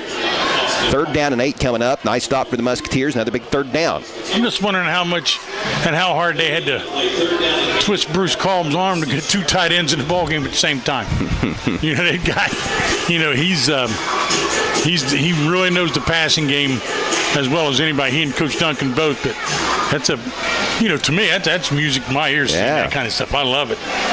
Last year, quarterback Tyler Duncan threw for over 2,500 yards, setting a new school record. Yep. Different personnel this year, though. Different game plan as well. Here's Williams rolling to his right. His pass is caught by tight end Noah Livingston, and he's going to be ridden out of bounds by Ike Henderson, short of the first down, but a pretty decent gainer, and a manageable fourth down here for the Trojans, which I'm assuming they will go for. Yeah, I think they're a little out of Roth's range right here. Ball spotted at the 32. This is a 4-yard gain. It's going to make it 4th down and 4. But for Portsmouth to try to get a no play here and possibly even take a time with as much time's left, maybe get a no play, and if they can't get him to jump, then burn your timeout and go from here and get yourself recouped, because Bruce Colton really does run the clock well as a coach, as a game manager. The Trojans have a pair of timeouts remaining, as do the Greenup County Musketeers.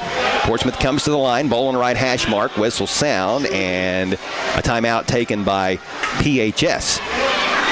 So we'll step away as well for 60 seconds. This is high school football on WNXT.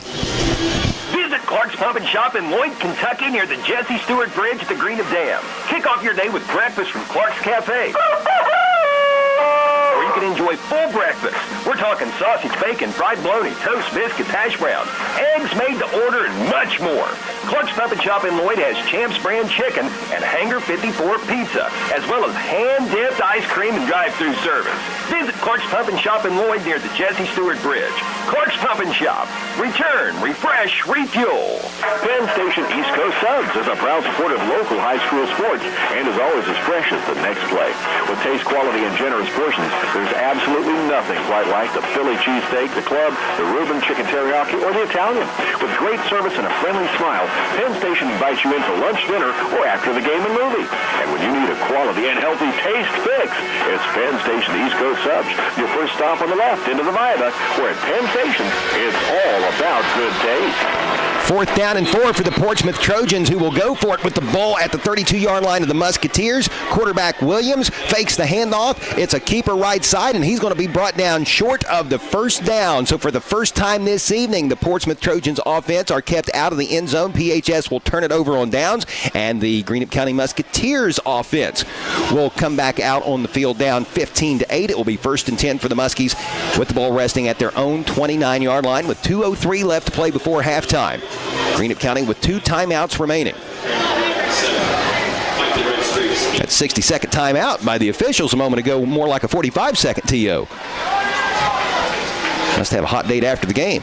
Here is Salmons out of the gun. Steps up in the pocket. Fires down the near sideline. Drew Boggs can. He makes the catch. He bobbled it down the near sideline. Touchdown Musketeers. 70 yards. He caught that ball about 4 times before he finally did, but hold up. There is a flag down at the 31-yard line, and that might take the 6 off the book. I think they had a guy downfield.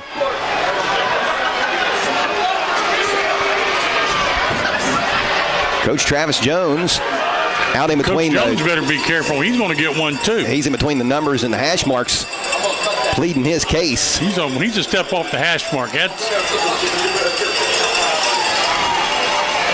He's giving it to him. He's going to get one here. Yeah, he is. He's going to get one here. At this point, he might as well go ahead and get his money's worth. He's already there. He's committed now. If nothing else, put on the show. The officials are going to walk him back to the sideline. I tell you what, these officials, they're rather passive. They're rather passive because he is, there it is. Here it is. Yeah, that was going to happen. There's no doubt that was going to happen. Call that shot. Yeah. But that was a no-brainer. And I hate to see Coach get one of those. I really do, because I tell you what, but if he doesn't, if they don't flag him for that, it's going to happen all night. Oh, it's going to happen all night. Because if they don't flag him and the reverse happens to Portsmouth and Bruce Kolb goes out, then they can't flag him in good conscience. Absolutely. So, you got to draw the line somewhere. So I thought the referee was extremely, like you said, passive. Mm-hmm. So I'm thinking Coach Jones probably said something on his way off that he shouldn't have said. Yeah. And that's strictly speculation. And you just wonder, I don't think this was his intent. I think he was just legitimately mad because he didn't agree with the penalty. But you just wonder if this serves as some sort of motivation for the Musketeers. This drive might be a lost cause now because it's 1st and, 25 after the 15-yard penalty pushes the ball back to the 12-yard line. Actually, 2 penalties on that play. You had the illegal man downfield and then the unsportsmanlike conduct penalty afterwards. But sometimes you see in basketball a coach will intentionally get a technical foul to try to fire his team up. Again, I don't think that was the case here, but you just wonder if it has that kind of effect. Here's a give to Henderson up the middle, and Ike is able to take the ball to the 23-yard line. Going to be second down and about 16. He ripped off about 10 yards on that play. Here's play action. Salmons looking, firing down the seams, and he had a receiver there, just overthrew him. The intended recipient of that pass was Taylor Connor. He's a 6'2", 225-pound junior. So now it is third down and 16 for the Musketeers. And Portsmouth still with 1 timeout left. If the Trojans can get a stop here, PHS should get really good field position and a chance to tack on some more points before the first half is through. You know, Chuck, I'm still trying to figure out what coverage Portsmouth is in. It looks like they're lined up in man-to-man, but they've got guys running free downfield. 4 wide for the Musketeers. Salmons in the gun. Henderson, the back to his left. Salmons with time, now rolls to his left, fires back across the body, and his pass is caught. That's a first down into Trojan territory and out of bounds inside the 40-yard line. Chase Highland making the stop on the receiving end. Aiden Goo, he's a 5'10", 160-pound senior. That is a monstrous gainer for the Musketeers all the way to the 39-yard line, a 3rd and 16 conversion. They ran man-to-man coverage that time. You could see it. But, you know, they did this against Valley also and ended up giving a touchdown right at the end of the half, staying in main coverage. That's a 38-yard pickup. Salmons to Aiden Goo, and a nice job by Salmons scrambling to keep that play alive for as long as he was able to. 60 seconds left in the half. Musketeers down by 7 but driving. Pressure coming from the backside. That is Levon Cobb. Salmons gets away from it, throws on the slant back across his body, incomplete. Nice coverage by Landon Malone, and Salmons is probably should be thankful that ball was about 5 yards short, because had it been on the money, that was going to be a Landon Malone pick in all probability, because he had great position on the intended receiver, who was Brody Stevens. If they're going to lock Portsmouth's defensive backs into man-to-man coverage all over the field with under a minute to go, then they better start bringing linebackers and pressuring the quarterback. I don't think they can. You know, the D-line was doing a good job, but they need help if they're going to go man-to-man coverage. Second down and 10 for Greenup County. Salmons fakes to Henderson. Salmons up the middle, down the numbers. First down, inside the 20, 15, 10, 5. Maintains his balance, puts his arm down on the turf, and stumbles to the 5-yard line for a gain of 34 to set up first and goal for the Musketeers with 43.5 seconds left to play before halftime. With that big gainer, Salmons has put Greenup County back in the Quality Heating and Air red zone. Quality Heating and Air can be found on Route 52 in Sugar Grove, where they proudly offer Ream products. Leo Pocious, very strong defensive and offensive lineman, re-enters the game for the Trojans. Look at this Greenup County huddle. Everybody in a line from the football back. So Portsmouth has no idea how they're going to line up. Now they run up to the line of scrimmage. Clock rolling down to 24 seconds. Well, Salmons in the gun. They're really loaded over on that other side. That's the left side, but they're actually going to go reverse back to the right. Pitch goes to Henderson. He's in. Touchdown, and the Musketeers are a PAT away from tying this game up with 16.4 seconds left to play before halftime. A 5-yard run by Ike Henderson. The Trojans utterly dominated the first quarter. The bulk of the momentum has been on the side of the Musketeers here in the second period. Boy, the way this game started, it did not appear to be one that would be tied up here right before halftime. No, it didn't. The extra point try. Carter Gillum will try the kick.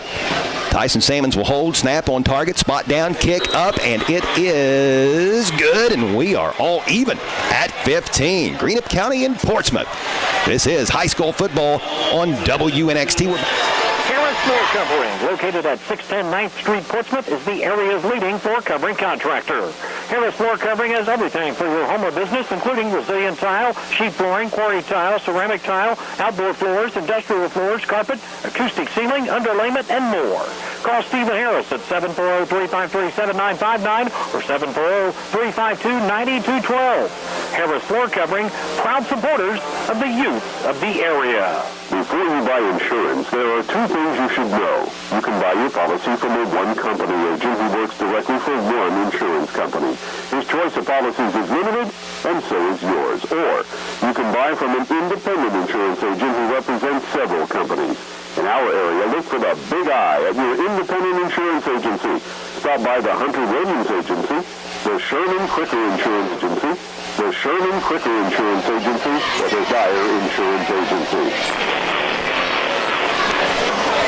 There's been a change in the score. Changes happen quick, especially when you get your tires changed at Bob and Floyd's on Chillicothe Street in Portsmouth. The Greenup County Musketeers have evened things up at Portsmouth. 15-all is the new score with 16.4 seconds left to play before halftime. We'll check our scoring drive right after this Musketeers kickoff. Aiden Goo, who had a big catch on the last drive, has the ball teed up over on the left hash mark. He's getting set to kick it away.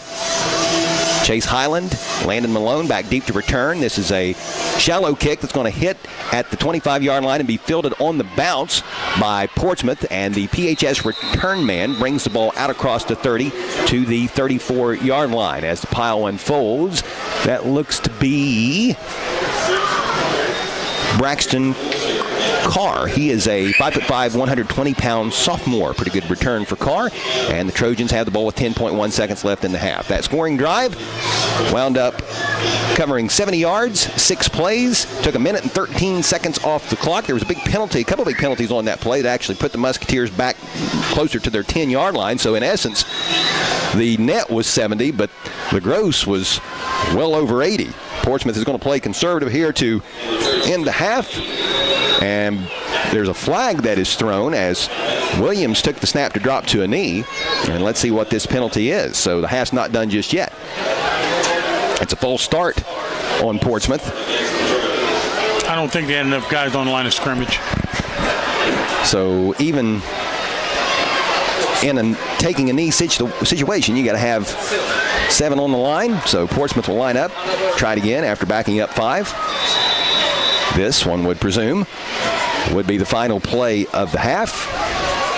There's the snap, there's the knee. Final seconds will tick away, and it is halftime at the Coliseum. Portsmouth scored the first 15, the Musketeers scored the last 15, and we are all tied at halftime. The Holbrook's Hometown Pharmacy halftime show coming your way next. This is high school football on WNXT. We're back in 4 minutes. Why is the perfect choice for you? It starts with the expert care of board-certified urologist Dr. Stephen Woollums, followed by a variety of procedures offered right in the office, which means no hospital stay and a quicker recovery. Along with general urology care, SOMC Urology Associates also offers the latest in advanced treatments for enlarged prostate, including UroLift and aquablation. Board-certified expertise and the latest procedures in prostate care. SOMC Urology Associates is the perfect choice. Call us at 740-356-4URO today. Don't spend thousands of dollars on marketing that doesn't work. Appalachian Marketing Media can grow your business with targeted marketing strategies, tactics, and resources that actually do work, so you can get more clients and have peace of mind. Appalachian Marketing Media offers do-it-yourself packages where clients get a step-by-step social media plan with a one-time fee starting at $150, which includes customized social media graphics. And Appalachian Marketing Media offers social media management starting at $515 per month. Contact Appalachian Marketing Media on Facebook and learn more on their website. You're listening to high school sports all season long on Hometown Radio of Portsmouth, presented by Appalachian Marketing Media, Sherman Cricker Insurance, Atomic Credit Union, the Scioto County Career Technical Center, Donnie Martin Heating and Air, Clark's Pump and Shop, Dyer Insurance, SOMC, Monroe's Frame and Collision, the McKinley Funeral Home, Portsmouth Insurance, a TAH benefits partner, as well as the Glockner family of dealerships. Gamp's Corner, Route 140 in Slocum, is the perfect way to start the day. The BP convenience store opens the doors at 5:30 with home-cooked breakfast, coffee, and that first smile of the day. Everything from groceries, pop, candy, bread, milk, or fertilizer. They've even got an ATM for fast cash. Starting at 11 o'clock, enjoy delicious homemade pizza cooked to order. And remember, the BP convenience store will also deliver your home heating, fuel, and kerosene. Your one-stop shop for everything is the BP convenience store, Route 140 in Slocum, where it's good and green, both sides of the street. If you're looking for a sharp used vehicle, give Coles a call. Coles Auto Sales in West Portsmouth offers a great selection of vehicles that are easy on gas, easy on the eyes, and easy on the wallet. So give Coles a call. Coles offers financing. Bad credit, no problem. All you need is proof of income and a down payment. You can apply for pre-approval by visiting Coles Auto Sales on Facebook. Give Coles a call at 740-357-6009 and visit their new and larger location at 16127 US 52 in West Portsmouth. Your tire store shouldn't remind you of a three-ring circus. So head to a dealer who's serious about quality. Michelin offers the most fuel-efficient line of tires on the road and provides exceptional, long-lasting performance. BF Goodrich tires are built for drivers looking for high performance and aggressive styling. Forget the circus. See the tire experts. See Bob and Floyd's Tire Sales at the corner of routes 23 South at 52 West on Chillicothe Street, Portsmouth. Category testing based on SAE J1269 rolling resistance industry practice. Hi, I'm Jay Hash with Hope Source. Hope Source helps individuals and families live complete, meaningful, and happy lives. We offer a full array of high-quality mental health and addiction treatment services to meet the individual needs of every person we serve. In every interaction, we provide the care we would expect for our closest friends or loved ones. No matter your situation, there is hope. For information, check out our website at hopesourcetreatment.com. Find us on Facebook or call 740-353-HOPE. The plumbers at Mr. Reuter Plumbing are the most recognized professionals in the world because of their commitment to amazing service and fantastic results. Mr. Reuter Plumbing provides 24-hour service and is paid by the job, providing upfront pricing with never an overtime charge. Mr. Reuter is licensed and insured throughout the tri-state and offers a 2-year guarantee on material and labor. When you need a reliable plumber, call Mr. Reuter Plumbing in Wheelersburg. From major problems to little issues, contact Mr. Reuter Plumbing. At halftime, the Greenup County Musketeers and the Portsmouth Trojans are all knotted at 15 at the Portsmouth Coliseum. Hi, everyone. I'm Chuck Greenslade along with Coach Kurt Clifford. Matt Payton will be joining us here shortly with a look at the first half stats. Welcome to the Holbrook's Hometown Pharmacy Halftime Show. Being local folks themselves, Brandon Holbrook and his staff are proud supporters of local high school sports. The good folks at Holbrook's Pharmacy will see to it that you won't have to wait long while your prescription is filled. They'll take the time to get to know you, explain your meds, and answer any questions which you may have. Holbrook's offers convenient drive-through service. They're open from 9 a.m. until 6:30 Monday through Friday and 9 to 1 on Saturdays. Visit Brandon Holbrook and staff at Holbrook's Hometown Pharmacy, located at 37C Lucasville Minford Road in Lucasville. Stopped by and visited with Brandon a little bit yesterday afternoon. Being a UC alumnus, he is stoked up about the Bearcats' arrival into the Big 12. They open up their season tomorrow at Nippert Stadium, hosting the Eastern Kentucky Colonels. Let's check some scores from elsewhere around the area. Again, it's all even at 15 here between Portsmouth and Greenup County in a contest that can be heard on Mix 99.3 after falling behind 14-0 early. The Wheelersburg Pirates have rallied to even up the score at Jackson, 14-all. On 107.5 The Breeze, the Minford Falcons right now have things under control against Wellston as Minford is up 28-7. The Green Bobcats have a 7-2 lead over the Manchester Greyhounds at halftime. The East High Tartans trail at Corning Miller 13-6. Eastern Pike is in front of Southeastern Ross 16-12. Piketon has an 18-14 lead over the Valley Indians. A lot of points being put up over in West Portsmouth. A little surprising. The Senators lead Hillsboro 35-20 at the turn. Northwest has a 28-12 advantage over Huntington Ross. Rock Hill is in front of Oak Hill 27-7. Waverly and Unioto are all tied at 14. Ironton has a 27-7 second quarter lead over the Fairland Dragons. South Point leads Russell at halftime 7-0. The Meggs Marauders are in front of Colgrove 24-6. Chesapeake leads Racine Southern 41-0. The Gallia Academy has a 21-10 lead at Point Pleasant, West Virginia. And Lewis County trails Breathitt County 14-0. For a full look at scores, be sure and tune into the Saturday Morning Sports Line tomorrow on AM 1260 and 95.7 FM beginning at 9 o'clock and listen throughout the late and overnight hours on into the morning for the Valerie Ford Scoreboard, which you can hear on all three hometown radio stations, Mix 99.3, Classic Rock 107.5 The Breeze, as well as here on Fox Sportsmouth, AM 1260 and 95.7 FM. The Notre Dame Titans will be in action tomorrow playing at Fisher Catholic. College football tomorrow. The third-ranked Ohio State Buckeyes kick off their season at Indiana. AM 1260 and 95.7 FM will once again be your home for Buckeyes football. Our pregame coverage will commence at 2 o'clock, leading up to the 3:30 kickoff. The Kentucky Wildcats will get their season started tomorrow, entertaining Ball State. That will be a noon kickoff in Lexington. At Peden Stadium in Athens tomorrow afternoon, the Ohio University Bobcats will host Long Island. That's a nooner. The Marshall Thundering Herd will welcome UAlbany to Huntington tomorrow evening at 6 o'clock. As mentioned, the Cincinnati Bearcats get their season started by hosting Eastern Kentucky tomorrow. That's a 3:30 start. And the West Virginia Mountaineers will play at 7th-ranked Penn State tomorrow night. That one will start at 7:30. There were quite a few college football games played last night. Only one involving a top 25 team. 14th-ranked Utah was a winner over the Florida Gators, 24-11. In the Big Ten last night, Minnesota knocked off Nebraska 13-10.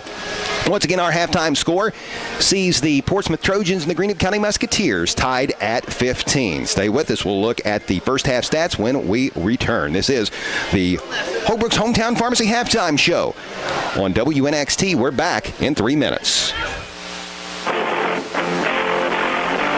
You're listening to high school sports all season long on Hometown Radio of Portsmouth, presented by Collier Companies, Little's Septic Service, Little's Grease Trap Removal, Little's Excavating, and Mr. Rooter Plumbing, Gamp's John Deere and Convenience Store, Conley Trucking and Conley River Terminal, Portsmouth Block and Portsmouth Building Supply, People's Bank, the Real Estate Gallery, the Counseling Center, and Hunter Williams Insurance. SOMC Sports Motion is a premier sports medicine program offering a unique, multidisciplinary approach to your health issues. At SOMC Sports Motion, they offer a scientific approach to the full continuum of care from prevention and performance improvement all the way through an injury, treatment, and rehabilitation. Their physicians and providers are actively involved in sports coverage in the community. Their sideline and team physician responsibilities include several area high schools. They stand out by tailoring their program to each school, team, individual athlete, or weekend warrior. For more info, call 740-356-7526. The dog days of summer are here, and Quality Heating and Air knows that trying to get through a hot day without good air conditioning is worse than a poor dog that can't find a fire hydrant. When your AC needs repaired, Quality Heating and Air is there, and if you're ready to purchase a new air conditioning unit, Quality Heating and Air is just a phone call away. Contact Quality Heating and Air, Route 52, just west of Portsmouth in Sugar Grove. Phone 740-858-4363.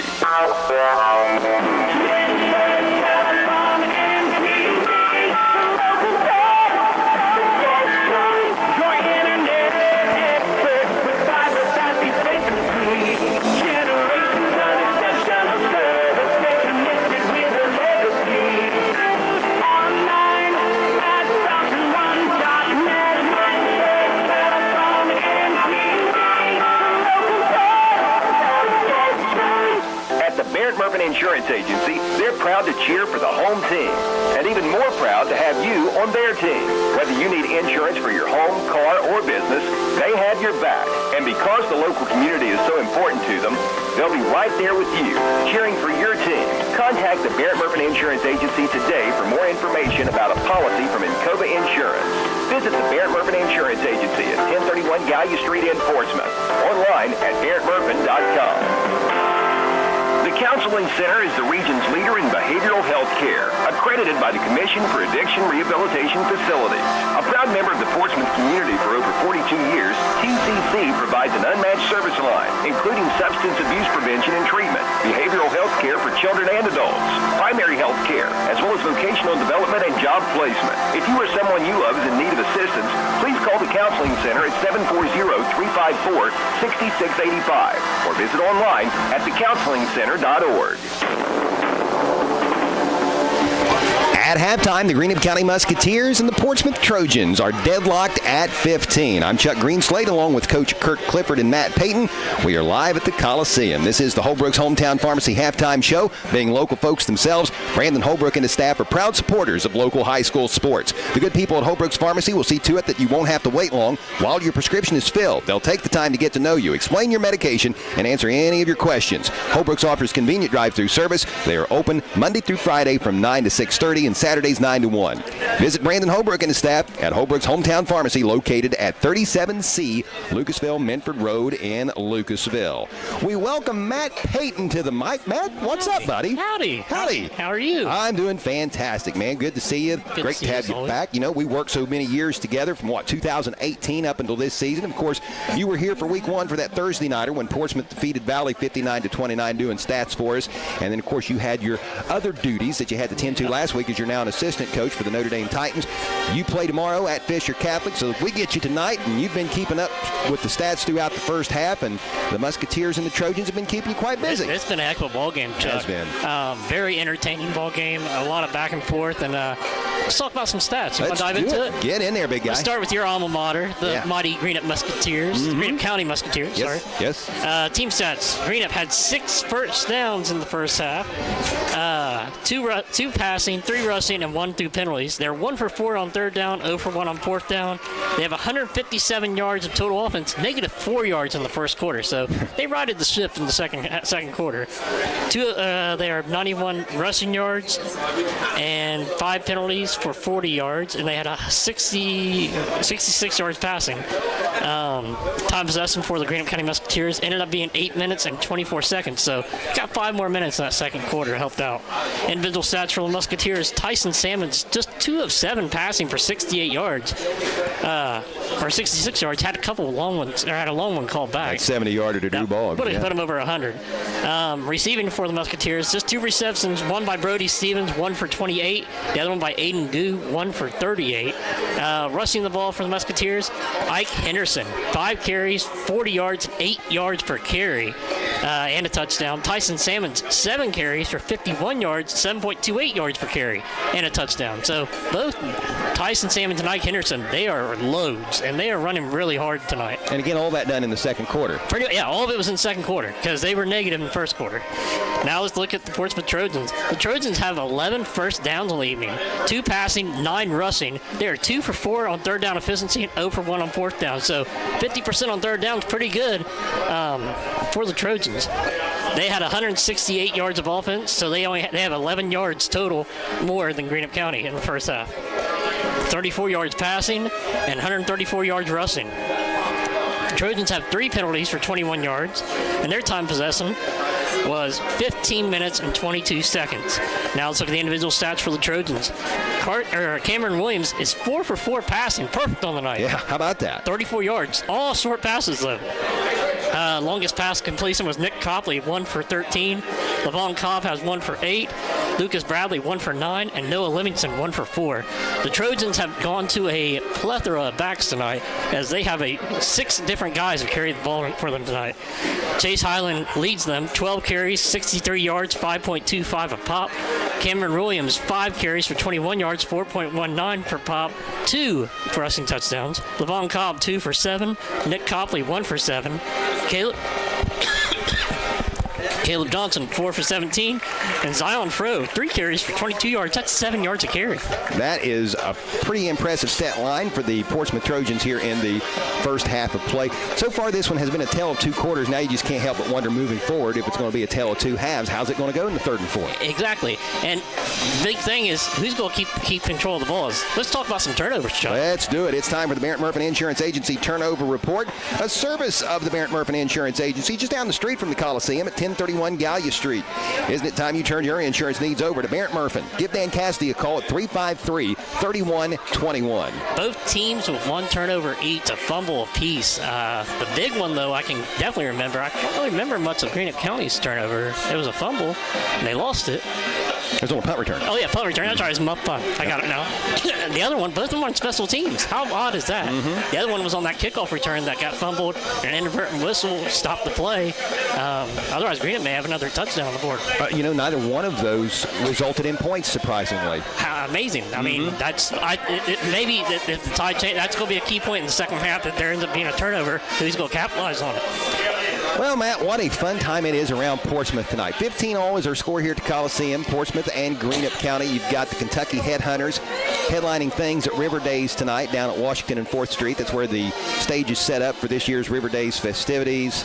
You've got Portsmouth Raceway Park having a big show tonight. You've got football games all around the area. It just seems like all you have to do is drive about 1.5 miles each direction. You're going to find something going on. And we got beautiful weather for the whole area. I mean, it's just awesome. But I tell you what, nothing beats coming to a high school football game.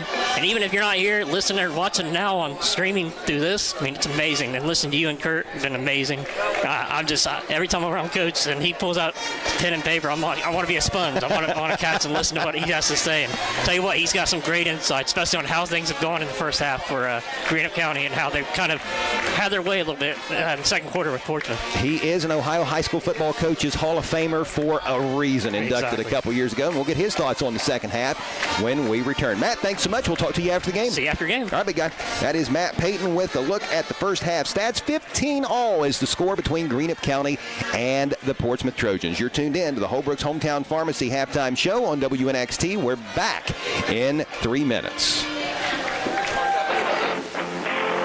You're listening to high school sports all season long on Hometown Radio of Portsmouth, presented by Appalachian Marketing Media, Sherman Cricker Insurance, Atomic Credit Union, the Scioto County Career Technical Center, Donnie Martin Heating and Air, Clark's Pump and Shop, Dyer Insurance, SOMC, Monroe's Frame and Collision, the McKinley Funeral Home, Portsmouth Insurance, a TAH benefits partner, as well as the Glockner family of dealerships. At Clark's Pump and Shop in South Shore, you can fuel your tank and your tummy. Just how do you like your chicken? Crispy or crunchy? It's a deep fried fact. When you put them together, you won't be disappointed. Come grab some crispy, crunchy chicken to fuel that hunger. Available at Clark's Pump and Shop in South Shore. It's just a crunch around the corner. Clark's Pump and Shop in South Shore also offers breakfast sandwiches, pastries, coffee, cappuccino, soft drinks, snacks, candy, and more. Food's always savory, facilities always spotless. Clark's Pump.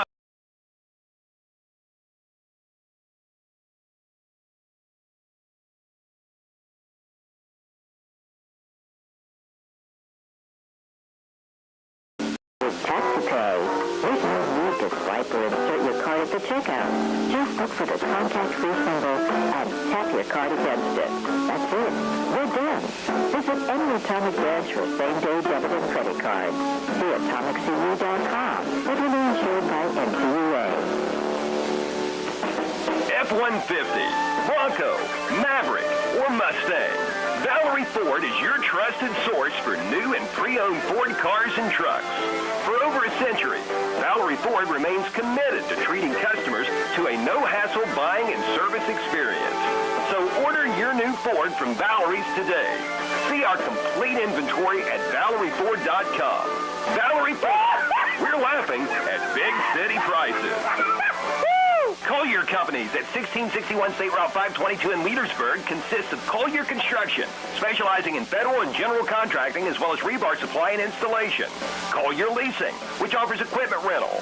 Collier Safety Services, which offers on-site safety professionals, safety and health training, industrial hygiene services, safety manual development, mobile safety, and an industrial hygiene permit center. As well as Collier Medical, which has primary and occupational clinics headed up by P.J. Paul Adkins. Tonight's game on Fox Portsmouth AM 1260 and 95.7 FM is presented in part by these following sponsors: Fred's Pizza Express and Hall's Napa Auto Parts. Be listening to high school sports all season long on Fox Portsmouth AM 1260 and 95.7 FM, as well as on the Local Happenings app on your smartphone. At halftime, the Portsmouth Trojans lead the visiting Greenup County Musketeers. I should say are tied with the Greenup County Musketeers. 15-all is the score. I'm Chuck Greenslade along with Coach Kurt Clifford. This is the Holbrook's Hometown Pharmacy halftime show.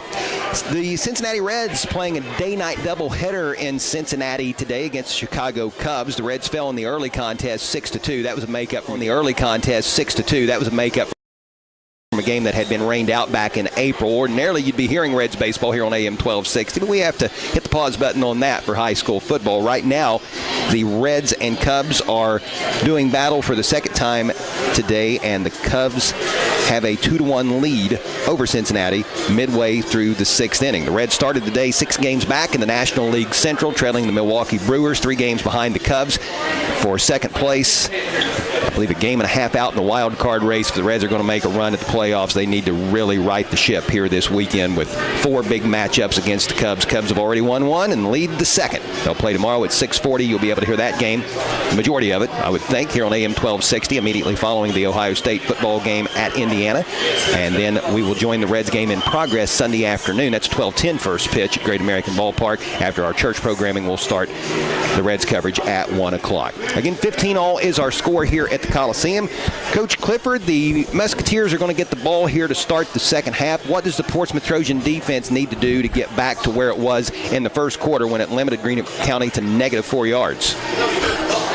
I think what Greenup County has done is they've seen Portsmouth go straight man-to-man. And when they do that, and somebody breaks a play, you've got your defensive back spread all over the football field, and you can't come up and make a play. I think you're going to continue to try to exploit the man-to-man. I also think that what Greenup County is doing is, as we noticed there in the second quarter, they're going to the line of scrimmage for the play. They're getting up to the line of scrimmage right away, so they've got plenty of time on the play clock. And I think what they're doing is they're taking a look at where Portsmouth's sitting defensively. And then they're adjusting their numbers. And when they're bringing a guy over to give him an advantage, Portsmouth is not bringing a guy over with him. Portsmouth's defense has been very balanced, but when the other team comes out and goes with an unbalanced look or overloads one side, you have to do that with them. If you don't, it boils down to a numbers game. So I think what Portsmouth has to do defensively is start matching numbers, and maybe in long yardage situations, maybe play a little bit of zone defense. As we saw in the Valley game, Portsmouth lined up in straight man-to-man at the end of the half, and they got burnt on a long touchdown. Tonight, come back to haunt them again. They went man-to-man with Greenup having the ball with a minute to go, and lined up in that man-to-man. And when one guy gets loose and breaks away, it's a touchdown. So I think Portsmouth is going to have to play a numbers game and get their adjustments down. And I think another thing that Portsmouth needs to do is what really worked for them well in the first quarter, Chuck. They didn't give Greenup the football. I think you even alluded to the fact that Greenup only had it for 3 minutes. 3 minutes versus Portsmouth's 9. So they got to get back to that on offense and defensively get their adjustments in. Well, I said it was going to be Portsmouth. I beg your pardon. It's actually going to be, I said it was going to be Greenup. It's going to be Portsmouth getting the ball here to begin the second half of play, Gillum has the ball teed up. He's getting set to boot it away. Highland and Malone back deep to return. This is a squibber. It's going to hit off an up man who's going to down it there at the 31-yard line. That'll be pretty decent starting field position for the Trojans. Greenup County not allowing one of the deep men to return that. Coming up with the football for PHS was Colin Perry. He's 5'10", 155-pound junior. That kickoff presented by Harris Floor Covering at 610 9th Street in Portsmouth, as well as Harris Outdoors at 616 9th Street in Portsmouth. Harris Floor Covering is the area's leading floor covering contractor that has everything for all your floor covering needs. Give Stephen Harris a call at 353-7959 and visit Harris Outdoors for firearms and hunting equipment. The Portsmouth Trojans had a great deal of success, especially in the first quarter, running the ball in between the tackles. Greenup County stepped up its defensive effort somewhat in the second period.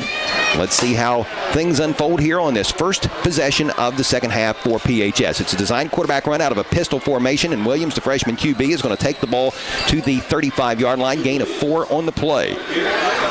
Chuck, on that return, I'm sure some people sitting in the stands saying, why didn't Colin pick that ball up and try to get 7 or 8 more yards? But, when you're not used to carrying a ball during the course of a ball game, and all of a sudden you get tattooed, by 2 or 3 guys, that may cause a fumble. So I think he did the right thing getting on that football. And still good starting field position for the Trojans. Absolutely. Waylon Perkins on that last stop for the Musketeers. Ball on the left hash mark. 2 receivers to the right, I formation. Williams back under center. He's going to give to the deep back. This is Highland picking his way right side and fighting forward to the 40-yard line. That is a gain of 5 yards, setting up 3rd down and 1 for the Trojans. We are just underway here to begin the second half with the score all even at 15 between Portsmouth and Greenup County, meeting for the first time since 1992. Those were good days in that conference, Chuck.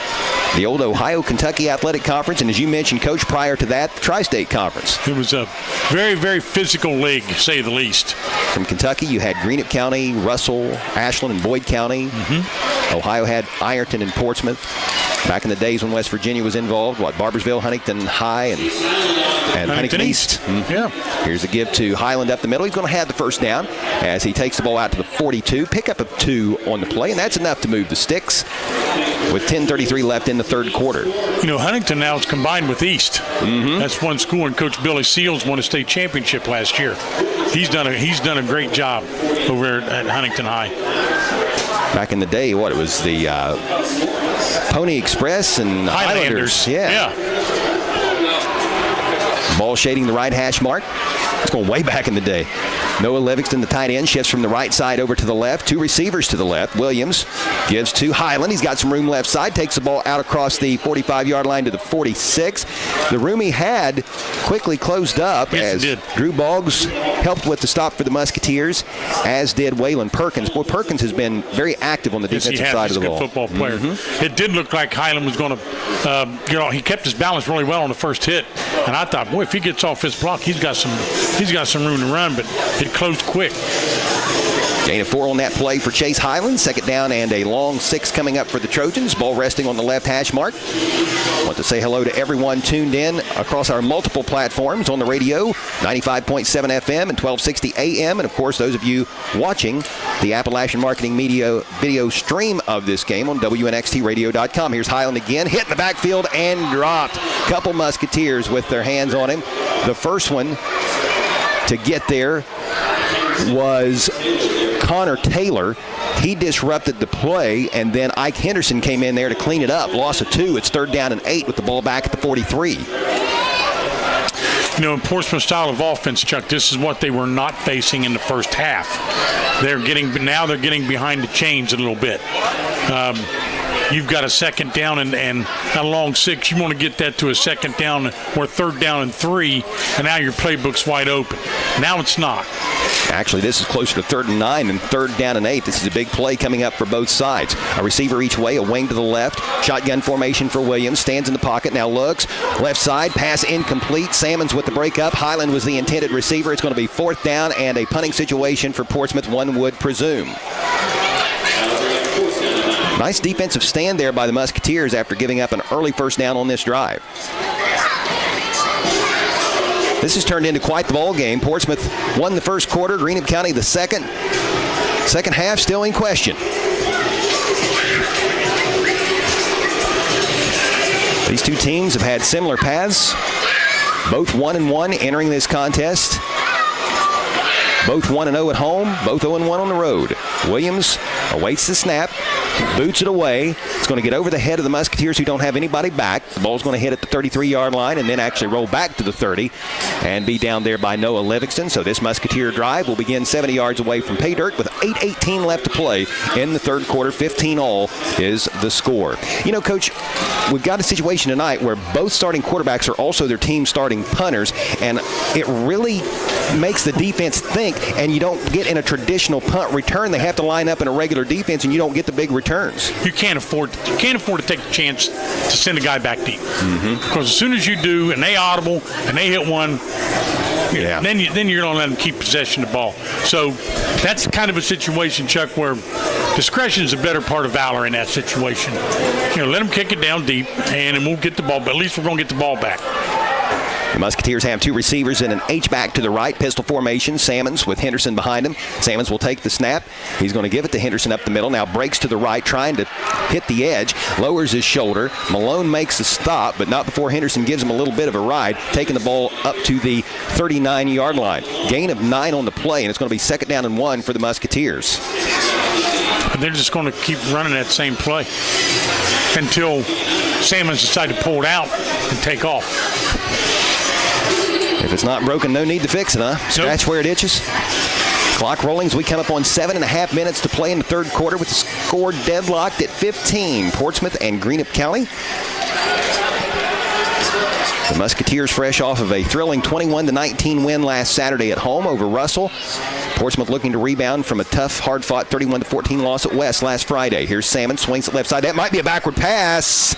They're going to call it incomplete. Yeah, they did. Incomplete. They did call it incomplete. That was pretty close. Yes, I think it was the right call. The pass was intended for Brody Stevens. Had that been a backward lateral, that would have been a live football. We actually saw that in the Portsmouth and Portsmouth West game last week, with West recovering a backward lateral thrown by Portsmouth.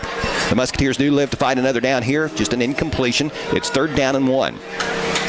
Clock stopped with 7:27 left to play in the third quarter. Greenup County with 2 receivers and an H-back to the left. Salmon's out of the gun, takes a snap, looks for some room left side, and he's going to have the first down. He moves the sticks and moves the pile forward out to the 43-yard line, gain of 4, and that's fresh set of downs for the Muskies. Okay, it looks like Portsmouth did make a shift that time when they saw the overlay. They've now corrected that mistake. It's just a matter of whether or not they can stop that now. And I tell you, that Salmon's, he's a load. You know who he reminds me of? Who's that? We had a kid that played for us that was one of the most underrated players I ever coached in my life, named Craig Phelps. Craig was a tremendous quarterback for us. Salmons is listed at 6'1", 210 pounds. If you look at his thighs, they're ginormous. He's going to take the snap out of the pistol, pulls it out of the breadbasket, swings left side to Stevens. He's got some room left side, and he's got a Musketeer first down. Nice play. A lot of things going on there, and Salmons, being the trigger man as he so often is, he faked the handoff up the middle. It looked like he was going to run it around left end, and into the last moment, he tossed it over to Brody Stevens, the 6', 155-pound senior, who made a nice juke to get downfield. Coming back, though. That's a run-pass option, and they executed it to a T. So a penalty on the Musketeers is going to push the ball back to the 39-yard line and negate that big play. And it will be 1st down and 15 with 6:44 left.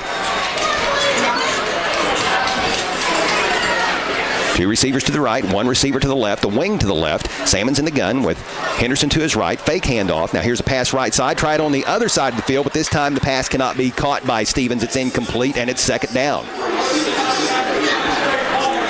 Well, they found that Portsmouth has no answer for their offensive scheme right now, Chuck. Because if he caught that ball, he's off to the races. Well, there have been a couple of mishandled attempts to catch the football by the Greenup County receivers, which has certainly hurt the Musketeers in this tie ball game. And he's putting it right on the money. Mm-hmm. I'm really impressed with this kid. He's only a junior. Yeah, yep. Comes from a good bloodline. As I mentioned in the pregame, both of his brothers were very good players. His dad was as well. He's going to call his own number here. Salmons with some room right side. Takes the football into Trojan territory. Cuts it back inside the 45 and to the 40. A big Musketeer gain here. No flags are down. This one's going to hold up. He takes it from his own 39 to the Trojans' 39. That's good for a gain of 22. And making the stop for PHS was Kingston Littlefield. You know, Chuck, sometimes it's the simplest things that you need to do defensively, like read your key. You have every defensive line, every defensive player, especially perimeter guys and secondary guys, have a key to read. And if you do that, a lot of times that's going to dictate to the defense what you're going to do, because they're at a disadvantage because they're reacting to the offense. Here's a handoff up the middle to Henderson. Henderson looking for some room right side, spins back in between the tackles and fights his way down the numbers to near the 35-yard line. Nice spin move, gain of 4 on the play. It's 2nd down and 6. You know, Coach, getting back to Salmons for a moment, ironically, the last time that Greenup County defeated Portsmouth, his dad was a senior tight end and an outside linebacker on that 1990 Jim Dunaway coach team. Whoa. That was a... well, I remember Jim Dunaway. That was a nightmare. Yeah, he was on that 77 State at Large championship team. He had a good season as head coach of the Musketeers in 92. Here's Salmon's room, left side, inside the 20, 15, 10, 5, touchdown Musketeers, and Greenup County has fought back from a 15-0 deficit to take a 21-15 lead, I do believe, or are they going to call him out at the 1? I looked up, like he was in there. No, they're giving him a touchdown. With 5:10 left to play in the third period. Boy, Portsmouth's linebackers went with flow right now. and they chased the ball to the middle of the football field, and Sammons pulled that thing out and hit that counter tray off tackle. There was just nobody there. Well, the Musketeers have had stretches this season where they have looked really good over the duration of a couple quarters. They fought back after trailing by 3 touchdowns in the Colgrove game in week 1 to tie the score at 28 before falling 36-28. They had a 21-8 lead against Russell last week before Russell came back to make it interesting. Musketeers holding on for a 21-19 lead. This extra point try by Carter Gillum is up and through, and the Musketeers have a 7-point lead. 22-15, timeout on the field. We're back in 30 seconds. This is high school football on WNXT.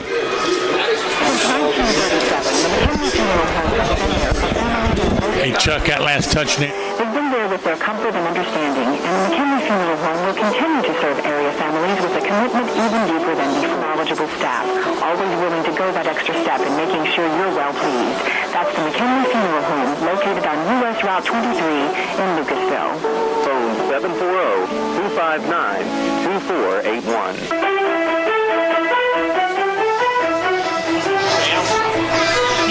22-15, the Greenup County Musketeers lead with 5:10 remaining in the third quarter. Changes happen quick, especially when you get your tires changed at Bob and Floyd's on Chillicothe Street in Portsmouth.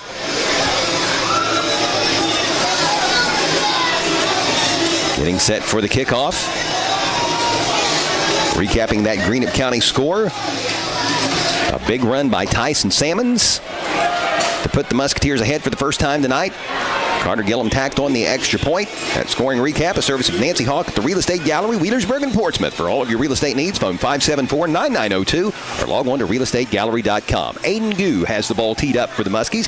Here's his approach, kicking off from the middle of the field this time. Mostly, we've seen him kick off from the hash. This ball is going to be plucked out of the air by Johnson, and Johnson with a nice run back across the 30, 35, across the 40, and brought down at the 43-yard line, and then some extracurricular activities after the play, and laundry comes flying in from every single direction. Horse just walked right up and drilled a guy in the middle of the back after the play was dead. Pushed him with both hands right down on his face. Nice run by Caleb Johnson on the return, though, in excess of 20 yards. Now the officials are talking things over. Evidently, every single one of them saw what the penalty was. Everybody in the stadium saw.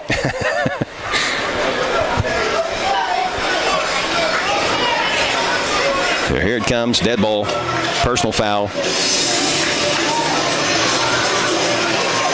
They pointed toward Greenup. No, that's not the right. It's on Portsmouth. Now he pointed toward Portsmouth. Oh, it was obvious. It was the play was down, and the player from Portsmouth ran up and just planted both hands in the middle of the back of a Greenup County player and knocked him right on his face.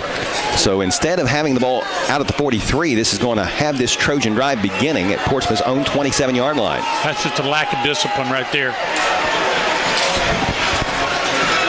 You know, no fan base likes when a penalty goes against them, but when you have these cross-state rivalries going on, it gets a little bit more vicious, doesn't absolutely. it? Everybody feels that the other's out to get them. Yep. I formation, receiver each way. Here's a give to Highland. Hit in the backfield and drop. Big defensive stop by Connor Taylor of the Musketeers as he makes the tackle back at the 23-yard line. Loss of about 3 on the play to set up second down and 13. That was a nice play. And as good of a runner as Chase Highland is, you don't see him stopped in the backfield very often. No. That was a technique that the young man from Greenup used, what we used to call trapping the trapper. If the defensive lineman or perimeter player stands his ground and waits for the block to come from the backside lineman, he's going to be blocked. There's just no question. So what you do is you come down hard inside and you trap the man trying to trap you, and that's what happened on that play. In the shotgun formation is Williams. He's got a receiver each way. Pressure coming, firing down the seams. And that is caught by tight end Noah Livingston at the 40. Gets away from one tackler and takes the football into Musketeer territory before being brought down at the 49-yard line. And freshman quarterback Cameron Williams continues to have a monstrous night. That's really the first time we've seen him go downfield this evening. And that was a great pitch and catch with the QB hooking up with the tight end Livingston. It's first and 10. That was a simple tight end look in. But what he did that was so impressive, he waited till it cleared. Instead of just popping up and throwing it right now, he could have thrown that into a linebacker's hands. He waited till Livingston cleared the linebackers and put it right on the money. That's a gain of 31 yards, pistol formation. This might be a busted play. Williams rolling to his right, under duress, throws on the run, and that pass is caught by Livingston, who managed to get not only 1 but 2 feet inbounds. Only need 1 at the high school and college level, but he went all NFL there and toe-tapped with a little toe drag swag, getting both feet in. That's how speed benefits you right there, because, he had all kind of pressure, and he just outran it. Cooper Howard, one of the Musketeers, chasing him, and in a 100-meter dash, I'm going to go with Williams every time on that one, despite a nice effort there by the Musketeer defenders. So this moves the football to the 39-yard line, pickup of 10 on the play. Back-to-back catches by Noah Livingston. And all of a sudden, we've got the Air Trojans who have emerged here with 3:40 left to play in this third period. The Musketeers up by a touchdown, 22-15, and whistles sound before the ball is snapped. This is going to be, well, let's see. We got a flag in the backfield. It looked like Coach Cobb got a timeout. Did the timeout occur before the penalty? I believe that it did. So we'll take a TO as well. We'll step away for 30 seconds. 3:40 left to play, third quarter. Portsmouth trailing by a touchdown, but driving against the Greenup County Musketeers. This is high school football on WNXT. Monroe's trailing collision, and now wheel alignment knows that good luck on the field can sometimes turn into bad luck in the parking lot. Well, if that happens to you, just know that Monroe's trailing collision is there from big bangs to little dings, and has been doing it for 30 years. Monroe's commitment to you, the customer, is evident when you speak with any one of the Monroe's technicians or staff. Monroe's makes you feel as comfortable as possible and are always readily available and happy to answer any of all questions and your inquiries. Monroe's frame collision, and now wheel alignment. The Greenup County Musketeers lead at Portsmouth 22-15 with just under 4 minutes left to play in the third quarter at the Coliseum. The Trojans have the ball, 1st and 10. Cameron Williams, the quarterback for PHS, a freshman, making his third varsity start. Trojans and Greenup County both 1-1 entering this contest. Motion to the near side. Pistol formation. Give goes up middle. Helmet knocked off. My word, what a pop that was. It might have looked a little bit more vicious than what it was because of the helmet coming off, but a nice stop by the Musketeers. And now the Trojan ball carrier is being helped to his feet. That's always scary when a helmet comes off. That's Copley, Nick Copley, and he's going to have to come out because he did lose his hat. Hopefully he's okay. Go get him, Chuck. Yeah, a little wobbly. He is.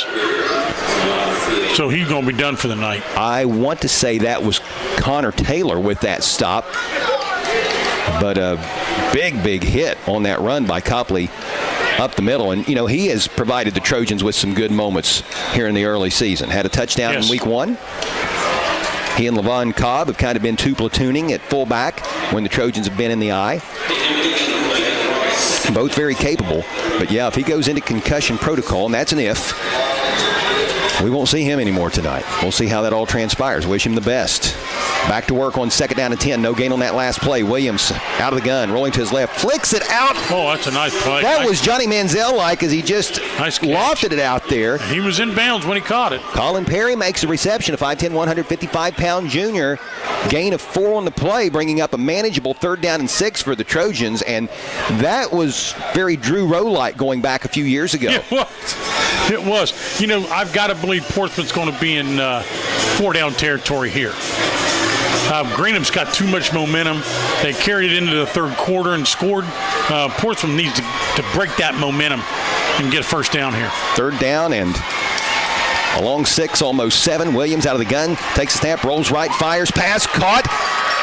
Nice job by the receiver, keeping his balance, got a hand down and got an extra yard out of that again for the 2nd play in a row. It is Williams hooking up with Colin Perry, and that's going to be enough to move the chains as the football is advanced down to the 27-yard line. Trojans convert on 3rd down and 7. Nice completion. I thought for a second Colin may have tried to cut back and maybe had lost the 1st down. Sometimes you just got to get that 1st down, Chuck. Boy, you can just see the confidence level of Cameron Williams growing as this game wears on. He's played a heck of a ball game. Yes, he has. And Coach Bruce Cobb and the Trojan staff has really put him in some good positions, giving him every opportunity to be successful. some very high percentage passes. But he's made some plays on this drive. Here's Williams rolling to his left, throwing on the run. This pass is caught by Highland at the 22, cuts it back inside the 20, reverses position inside the 15-yard line, and the Trojans have another first down as they have advanced the football into the Quality Heating and Air red zone. Quality Heating and Air can be found on Route 52 in Sugar Grove, and the Portsmouth Trojans offense can be found getting set to snap the ball at the 13-yard line, going in, trailing by 7. I don't think they have a traditional counter tray in their offense with the running back doing when you simulate sprint out action and you slip that ball and counter tray going back away from the flow. Greenup County's doing that a lot, but I don't think Portsmouth has in their offense. But boy, are they ever set up for it right now. It's funny how this game has evolved on both sides. The Trojans were getting it done early on out of the I formation, and now it's pistol or shotgun just every single play. Here's Williams out of the pistol, rolling to his right, in trouble, gets away from 2 tacklers, throws on the run, fires pass, caught inside the 5-yard line, or was it? No, it's dropped incomplete. I'm sure the Trojan receiver wishes that he had caught it. That was Chase Highland over there. He had just hunkered down around the 2-yard line on the hitch route, waited for the ball to get there, and he couldn't make the reception. So it will be 2nd down and 10 for the Trojans. The ball will stay at the 13-yard line. Clock stopped after that incomplete pass with 1:52 left in the third quarter. 22-15 is the score. Greenup County by a touchdown. The Trojans scored the first 15. Since then, GCHS with 22 unanswered. Williams relays the play to his teammates. They come to the line. Shotgun formation. Highland line up to the right of Williams in the gun. Highland's going to take the handoff, looks for some room left side, and won't find much. Nice defensive play by Greenup County. There to make the stop was Caden Holmes, and R.J. Veach had a big role in disrupting that play. Gain of 1. It's 3rd down and 9. Portsmouth already has a big 3rd down conversion on this drive. They'll have to do it again if they hope to eventually cross that goal line. If they don't, I wouldn't be surprised if they don't trot Roth out to kick the field goal. Zach Roth has been really good this year on extra point tries. He's 9 for 9. Has made a field goal. Here's a throwback screen to Highland, caught at the 12, inside the 10, the 5, touchdown, and Portsmouth is an extra point away from tying the score. What a great call. Williams out of the gun, rolled to his right, a throwback screen to Highland. Great blocking by the Portsmouth Trojans. Highland walks it in untouched, and it's 22-21 with the PAT to come, and we might see a 2-point conversion try. The Trojans already with the 2-point conversion earlier in this game out of this funky-looking alignment where the entire offensive line shifts to the left. They're now going to shift back to a more traditional set, which would lead one to believe that this is going to be a regular extra point, which would tie the score. They had the center doubled up that time. Here is the kick. It's up, and it is through. Roth evens up the score at 22 with 62 seconds remaining in the third quarter at the Portsmouth Coliseum. We've got a really, really good one here between the Musketeers and the Trojans. Kickoff in 60 seconds. Hi, I'm Gary Duzan of Portsmouth Insurance, the TAH Benefits partner. And I'm Jay Hazelbaker, president of TAH Benefits. Portsmouth Insurance specializes in helping local business owners with their employee benefits. We understand that operating a business can be stressful. Let us alleviate at least one of those worries for you. Portsmouth Insurance understands the health insurance marketplace, and our commitment to service and knowledge of both the personal and business insurance markets can give you peace of mind. For assistance with all of your employee benefit needs, call us at Portsmouth Insurance, 740-353-4105. Hello, this is Greg Wilkins, President and CEO of Florida BWXT Portsmouth. We want to wish all the schools good luck on a safe and successful season. Just like a sports team, we've been working together to safely and effectively decommission the former Portsmouth gas distribution plant and leave behind an environmentally safe and sustainable future for our region. On behalf of all of the employees at Florida BWXT, I'd like to wish all of the teams in the four-county region a safe, fun, and winning season. Changes happen quick, especially when you get your tires changed at Bob and Floyd's on Chillicothe Street. There has been a change in the score as the Portsmouth Trojans have knotted things up against Greenup County. 22-all is the score. We'll check the real estate gallery scoring drive here in just a moment. Zach Roth has the ball teed up on the left hash mark, getting set to boot it away to the Greenup County Musketeers. Drew Boggs has had some nice returns for GCHS in this contest. Will Roth give him an opportunity this time? He will. Boggs, nearly fought his own teammate for the ball. Boggs comes away with it at the 20, skirts down the near sideline, and let's see where he stepped out. He stepped out around 30. Yep, they're going to spot him at 32, actually, so that's where this Musketeer drive will begin. This scoring drive is a service of Nancy Hawk at the Real Estate Gallery, Wheelersburg and Portsmouth. For all of your real estate needs, phone 574-9902 or log on to realestategallery.com. Portsmouth just went 74 yards in 10 plays, taking 3 minutes and 59 seconds off the clock. The touchdown resulted in a 12-yard pass from Cameron Williams to Chase Highland on a throwback screen. Zach Roth added the PAT, and we are all even at 22 apiece. Just under a minute left to play in the third quarter. Tyson Salmons, 10 carries for 112 yards so far in this game. He and the Musketeer offense getting set to go back to work. Salmons out of the pistol. Fakes the handoff up the center to Henderson. Salmons pulls it down, tries to turn the corner, gets away from one tackler, gets away from a second, and is going to go out of bounds after about a 3-yard pickup. Boy, he had to dodge 2 tackles and run a long distance to pick up 3 yards. Well, the kids from Portsmouth are leaving their feet to make tackles on this guy because he's a big, strong guy. But you know what? Regardless how big and strong he is, if you're going to tackle people, you got to run through the tackle. You probably remember that from in your play. Oh, yeah. That hasn't changed one iota. You cannot leave and dive and try to take down a really good runner like that. They're not going to go. Got to run through it. And 2 of Portsmouth players made that mistake, and that's why they picked up 3 yards instead of being caught for a no gain. 2nd down and 7 at the 35-yard line. Ball on the left hash mark. 2 receivers to the right, 1 to the left. Pistol formation up the middle. It is Henderson, and he'll lumber his way out to about the 38-yard line. That's good for a gain of 3 more, and it will be 3rd down and 4 for the Musketeers. I believe Greenup County is going to have to snap the ball one more time before the third period comes to an end, as the play clock and the game clock are pretty well synchronized. Too close not to, anyway. Absolutely. Trips to the right. This is a big play coming up for both sides. For Greenup County to maintain possession, for Portsmouth to try to get the football back. If Portsmouth's defense could step up, the Trojans, one would think, would get pretty good field position from a punt. Here's Salmons, designed quarterback run to the right, cuts it up. He's got the first down. He takes the ball into Trojan territory and is brought down just shy of the 49-yard line. That is going to be a 13-yard pickup to end the third quarter, and the Musketeers will have it 1st and 10 on the other side of this break. We go to the 4th. Green money's worth at the Coliseum tonight. Hopefully you're enjoying it on WNXT as well as on WNXTradio.com. We're back for the 4th quarter in 60 seconds. This is high school football on AM 1260 and 95.7 FM. On the Esplanade Laser Center and Medical Spa in Portsmouth knows that looking better makes you feel better. Remember, the players aren't the only ones who want to look good under the Friday Night Lights. And On the Esplanade can help you look your absolute best. With 14 years of experience, Jeannie at On the Esplanade specializes in medical aesthetics and skincare, offering such services as Botox, scar revision, laser tattoo removal, laser hair removal, and cool sculpting. Visit On the Esplanade, 813 Gallia Street, Portsmouth, and follow On the Esplanade on Facebook.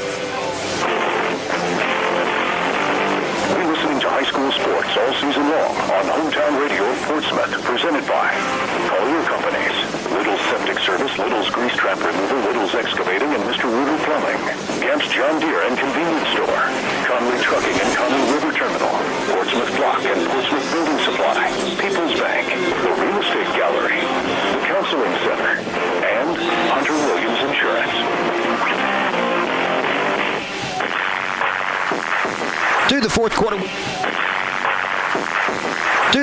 we go at the Portsmouth Coliseum, where the Portsmouth Trojans and the Greenup County Musketeers are all tied at 22. We've got some good games going on around the area. We're even starting the fourth quarter. Jackson leads Wheelersburg by a point, 21-20. They're in the fourth quarter in Jackson. That game could be heard on Mix 99.3. One game not so competitive. We just saw a score. Huntington leads South Charleston 86-0 in the second quarter. Yes, you just heard that. 1st and 10 for the Musketeers as the fourth quarter begins. Greenup County with the ball on the Trojan 49-yard line. Here's Ike Henderson finding some room off right tackle. He cuts it up the numbers and takes the ball inside the 45-yard line to the 43. Check that, 44. Greenup County is really taking it to Portsmouth right now from the physical standpoint. They're running the same play over and over again. It's either a give or it's a keep. and Portsmouth standing flat-footed. If you watch what happens right now, Portsmouth defense pretty much standing flat-footed and not coming up and attacking. If you don't attack these kids from Greenup in the backfield, you're in trouble. Gain of 6 on that last play. It's 2nd down and 4. Ball on the right hash mark. Salmons fakes to Henderson. Salmons pulls it down, cuts it up the middle, and is going to have a hard-fought first down. Boy, it didn't look like he had a whole lot there, but you referenced this term a little earlier, Coach, YAC, which stands for yards after contact. A nice gainer for Salmons and just about all those yards after he initially took a hit or two. He advances the football down to the 37-yard line.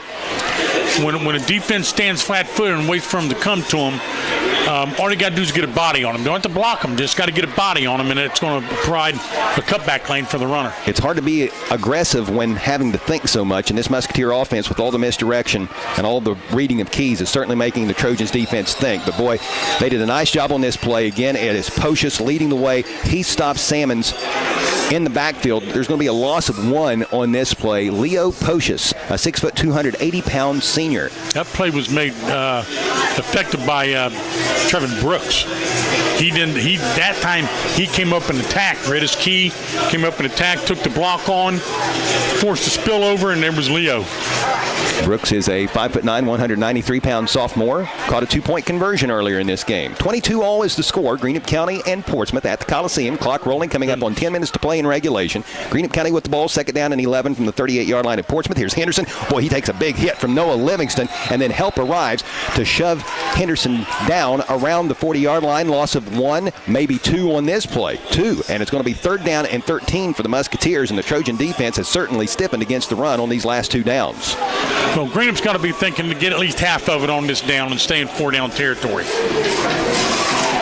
If they get stuffed this time and it's 4th and 13, it's going to be interesting to see what coach is going to do. That was a really nice pop by Noah Livingston on that play. Certainly a candidate for the Monroe's Framing Collision Big Collision of the Game, one of the many awards we will be doling out during the Menford Telephone and Menford TV postgame show. Coach Travis Jones not a happy camper over there on the Musketeer sideline. I think he's more perturbed at his players than he is at the officials, as we saw back in the first half. Greenup County's going to take a timeout. I don't think he wanted to burn that one, but he will. With 9:23 left to play in the 4th quarter, 40-yard line of the Trojans. When play resumes, we're back in 30 seconds on WNXT. Holbrook's Hometown Pharmacy, your locally owned Health Mart pharmacy, believes you should be treated like a person, not just another number. Health Mart pharmacist Brandon Holbrook always takes the time to get to know you, explain your medication, and answer any questions you may have. Brandon takes pride in knowing his customers by name and providing the service you would expect from a trusted friend. Visit Holbrook's Hometown Pharmacy, your locally owned Health Mart pharmacy, at 37C Lucasville Menford Road in Lucasville. Health Mart, caring for you and about you. Smart, caring for you and about you. 9:23 left to play in regulation. Greenup County at Portsmouth. 22-all is the score. The Musketeers have the football, faced with 3rd down and 13 at the PHS 40. Ball right in the middle of the field. 4 wide, 2 each way. Salmons in the shotgun with Henderson to his right. Salmons takes the snap. He has time. Looks, rolls to his right, throws, pass across the body. Incomplete. Littlefield with the coverage for the Trojans. Drew Boggs, the intended receiver for the Musketeers, and it is 4th down and 13, and this has been a big defensive stand by the Trojans. I'm surprised, Chuck, that, and I don't like to second-guess the coaches. They know what they're seeing. It's a good call if it's completed, but I would have thought maybe with as effectively as they have been running the ball, that they would have maybe tried to get down to the 35-yard line or 34-yard line and give themselves a reasonable make. Now it looks like they're going to try to punt the ball away. Yeah, when you're faced with 3rd down and that intermediate to long yardage, you are always faced with that decision whether or not to take 2 downs to get it or to try to get it all in one.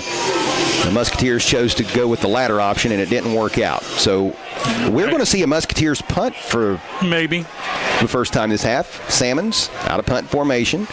Takes a snap around his own 49, boots it, goes for the Coffin corner, and this is going to get into the end zone. Nice idea, but that ball just did not take a Musketeers bounce. Instead, Lady Luck was on the Trojan side. It goes into the end zone for a touchback, so this PHS drive will begin at the 20. I don't think there's anything Salmons can't do. Now, if I still look over on the sideline, he's taking a blow, and he's got a popcorn carrier hanging around his neck, then I know he can do anything. He's an impressive player. Yeah. His older brother, Eli, was a very good quarterback for the Musketeers as well. He is currently at U-Pike, and his middle brother I remember was a nice that player big as well. tall kid. Yeah, real tall, 6'5", 6'6". Yeah, good player. His brother was a lineman, but he was a good player as well. Brother's name is Mason, and their dad, Tony, was a fine player in his day. So the Trojans take over this drive on their own 20. Here is Williams, the quarterback, with a design run. Nice job jumping over a Musketeer defender who was down, but then Drew Boggs comes up and makes a nice pop at the 26-yard line. Not before Williams rattles off a gain of 6, and that will make it 2nd down and 4 for the Trojans. That's a good call. I think he missed a cutback, though. But you know what? It's easy for us to sit up here and see what happens.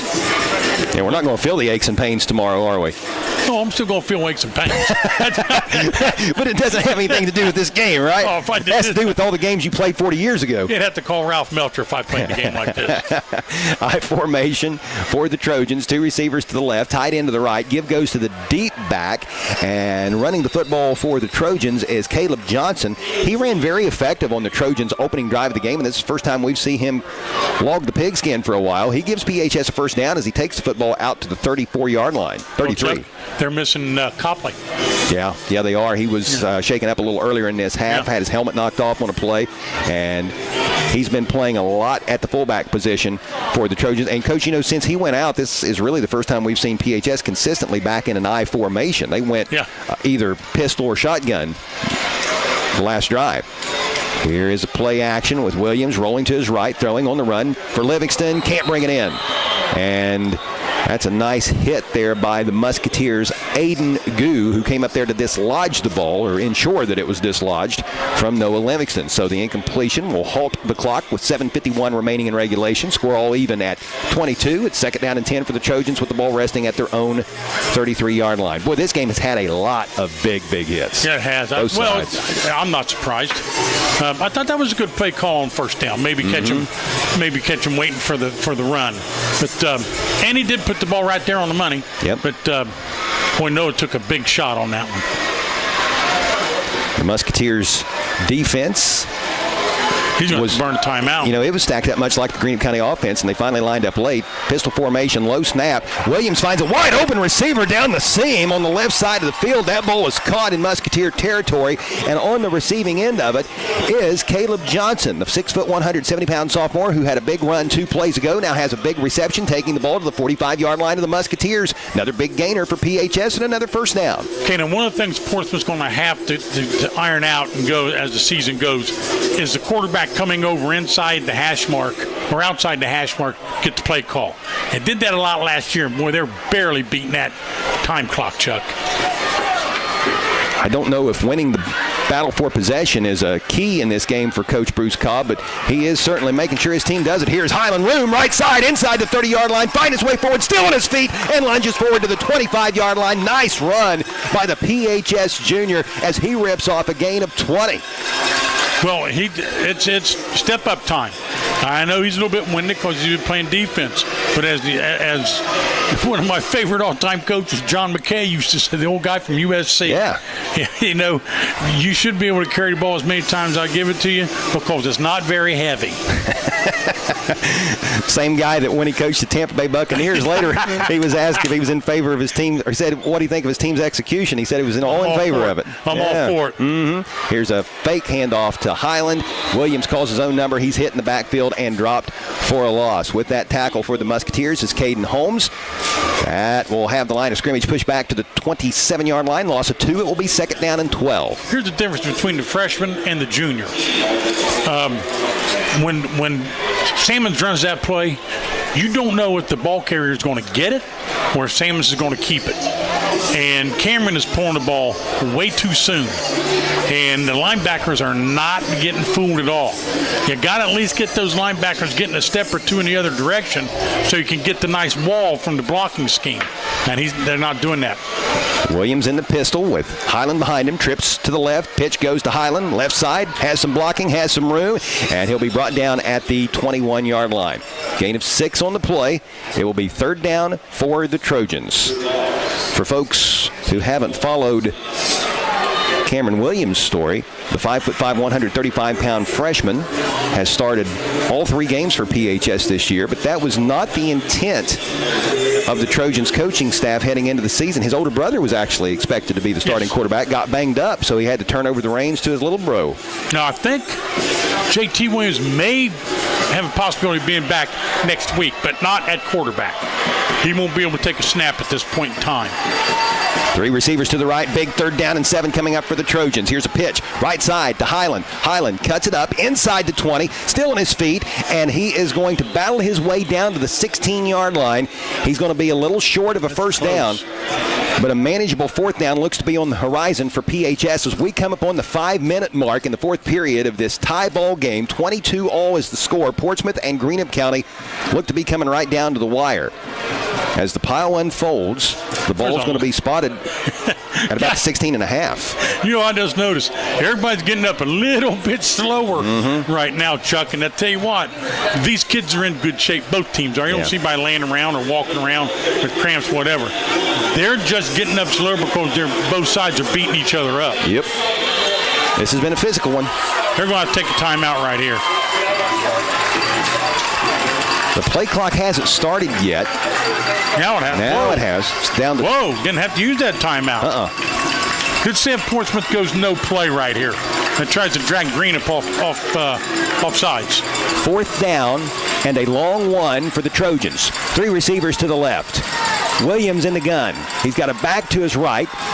That running back's going to take the handoff. Gets away from one tackler. Gets away from a second. The 3rd one has a chance and will get the job done.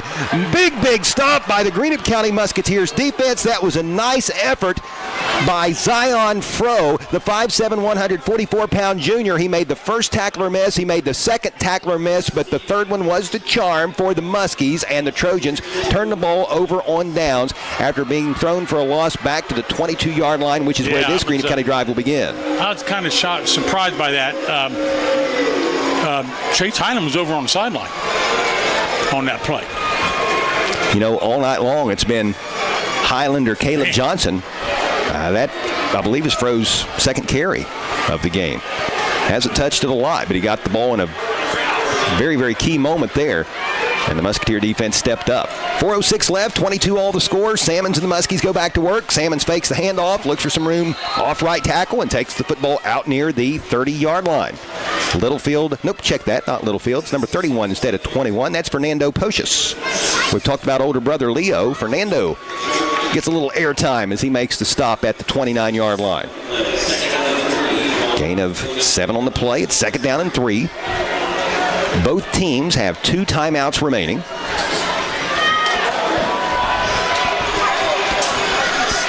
Salmons in the shotgun. He's got a wing and a back to his right, 3 receivers to his left. On the counter, the give goes to Henderson, and boy, he takes a big hit. Nice tackle by the Portsmouth Trojans defender. It is Sanderlin. Dylan Sanderlin with the stop for PHS, the 5'10", 202-pound defender. Boy, it just seems like it's candidate after candidate for the big hit of the game. All awards tonight in the postgame will be going to the Portsmouth Trojans players simply because it is, to my knowledge, you can't give away awards to Kentucky players. That's a KHSAA violation. 3 receivers to the right. Salmons takes a snap, finds room up the middle, fights forward, and has the Musketeer first down. Big conversion on 3rd down and 3. Salmons was hit shy of the yardage to gain, but kept those big legs and thighs churning and is able to take the football to the 36-yard line. Well, he wanted that first down.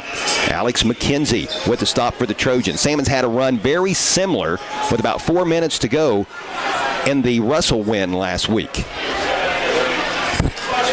22-all. Greenup County trying to drive down the field, get some points on the board, and not leave Portsmouth a lot of time after doing so. Henderson is hit in the backfield and dropped. The Portsmouth defense sniffing that one out. Pocius. Big Leo in there on the stop. Loss of 3 on the play. It will be 2nd down and 13. You know, we talked about the Trojans and the time of possession, which PHS has pretty well dominated in this game, and Portsmouth running the play clock down. I think that is by intent by Coach Bruce Cobb to try to keep Salmons off the field. Absolutely. Now the Musketeers probably trying to do the same thing, not give Portsmouth any time. regardless of the outcome of this drive. If the Musketeers have their way, they'd like to see either a touchdown or a field goal with no time left on the clock. Oh, ball on the ground, and Salmons is going to fall on it back at the 29-yard line. Miscue there on the quarterback-running back exchange. And this is going to have the Musketeers going in reverse back to the 30-yard line. Loss of 4 on the play, and 3rd down and 16 is coming up for Greenup County. And you just wonder if Coach Bruce Cobb is thinking about burning one of those timeouts. He hasn't yet. Clock continues to roll. I think if a coaching staff has confidence in their defense, they burn that timeout. You can take timeouts with the ball by spiking it or getting out of bounds, and that just shows me you don't have a lot of confidence. 3 receivers to the right, play action. Salmons with time, rolls to his right, still looking, fires. His pass is complete, well short of the 1st down. Ike Henderson makes the reception, and he is able to get the ball up to around the 40. Gain of right around 10, we'll call it 11, as the ball will be spotted at the 41, but it's now 4th down for the Musketeers, and Coach Cobb still hasn't burned that TO. He might be content to take this thing to OT and try to win it there. I just think that they've been prone to give up big plays at the end of halves. We saw that in the Valley game. We've seen that, and we saw it tonight. Yeah. 4th down and 5. Salmons is in the shotgun. He's the quarterback and the punter. 9 seconds on the play clock, 30 seconds on the game clock. Greenup County might take it down and call a timeout or even take the delay game. Here comes the TO from Coach Travis Jones. It will be burned with 22.4 seconds remaining. So now what one would anticipate would be an upcoming punt by the Musketeers, and this will be ginormous. I'm sure Portsmouth will probably try to set up some type of block, possibly a return for Greenup County. They have to first and foremost make sure the snap is on target to the punter, and then provide enough blocking that Salmons, the punter, can boot the ball away and then get down on coverage. I think going after the block here would be ill-advised. You're thinking set up the wall in the return, I'm thinking just let the ball go. And you've already decided on Portsmouth sideline you're playing for overtime. So let's not do anything foolish. Like try to field a punt, try to block a punt. I just think that, if they didn't want to play for overtime, they would have been taking their timeouts and stopping that clock. Will Portsmouth even come out in the punt return, or will they put the traditional defense out there? The Musketeers rarely line up in a traditional punt formation, but that looks like what they're going to do here. Let's see who will go back deep for the Trojans, if anyone. Well, what you do now is you tell your defensive line to stay a yard to a yard and a half off the ball. Do not let them pull you off sides. Chase Highland now makes it 1st down. Yep. Chase Highland and Landon Malone are back deep to return. Salmons takes a snap, gets off the boot. He shanks it out of bounds. Portsmouth's going to have really good field position. This is going to be somewhere in the vicinity of the 45. We'll see as it's marked off, and there are 14.6 seconds left. The Trojans haven't shown the ability for a deep passing game much this season, but with the ball placed down at the 47, this is tempting for Coach Bruce Cobb and the Trojans. Well, I'll tell you what, I got here, I always go down the field before the ball game. I want to talk to the coaches, wish the players good luck. And I watched Williams throwing his fade route. And I'll tell you what, he was putting it down the field about 40 yards on the button. Get him in the shotgun if you want to go for it. Maybe air one out. But Greenup, see how Greenup's playing back? 4 deep. Yep, they're 4 deep. Portsmouth has to get about 30 yards here to give Zach Roth a puncher's chance at a long field goal. Before this play, Coach Bruce Cobb is going to burn a TO. No reason not to. Can't take them with you. They'll reset that for overtime if we wind up getting there. I'm thinking Alabama-Auburn. Remember that? Oh, very much so. Oh, my. Yeah. I don't think Nick was real happy after that happened. No. But, no, this is the type of thing that I think Greenup is doing the right thing. We're going to sit 4 back and, try to get the pick. But whatever you do, you don't commit pass interference. You don't let anybody behind you. Portsmouth could possibly try to hit the ball somewhere down around the 25, between the 20 and the 25-yard line. And we're looking at about a 25-yard gain. They don't have to go for the whole thing and then burn their last time out and trot Roth out to kick the PAT. With all these Musketeers back deep, they got 3 down linemen. Everybody else is back deep. 4 in the secondary, 4 linebackers. Do you let Williams run? No, they're going to throw it. Pressure coming. Steps up in the pocket. He is going to take off. He's got a blocker in front of him, takes it inside the 40 to the 35-yard line. A flag comes in. One would think that would be an illegal block in the back, but we'll wait and get the official word. 4 seconds still remain. That's too bad for Portsmouth. They got the ball down around 35-yard line. They could have thrown the ball in the end zone from there. Yep. Definitely been an opportunity at a Hail Mary. And let's see what the penalty is. Looks like It is a hold. So that's 10 yards from the spot of the foul. That'll push the ball back to around the 48-yard line. So the Trojans are still going to get one more snap. 49-yard line is where it's placed down. I don't think Williams has the ball, or has the arm, I should say, to get the ball to the end zone from here, but hook and lateral. Here's the thing, they can get it down inside, and if they get a pass interference call, that's going to stop the clock and allow them to trot their guy out there and kick it.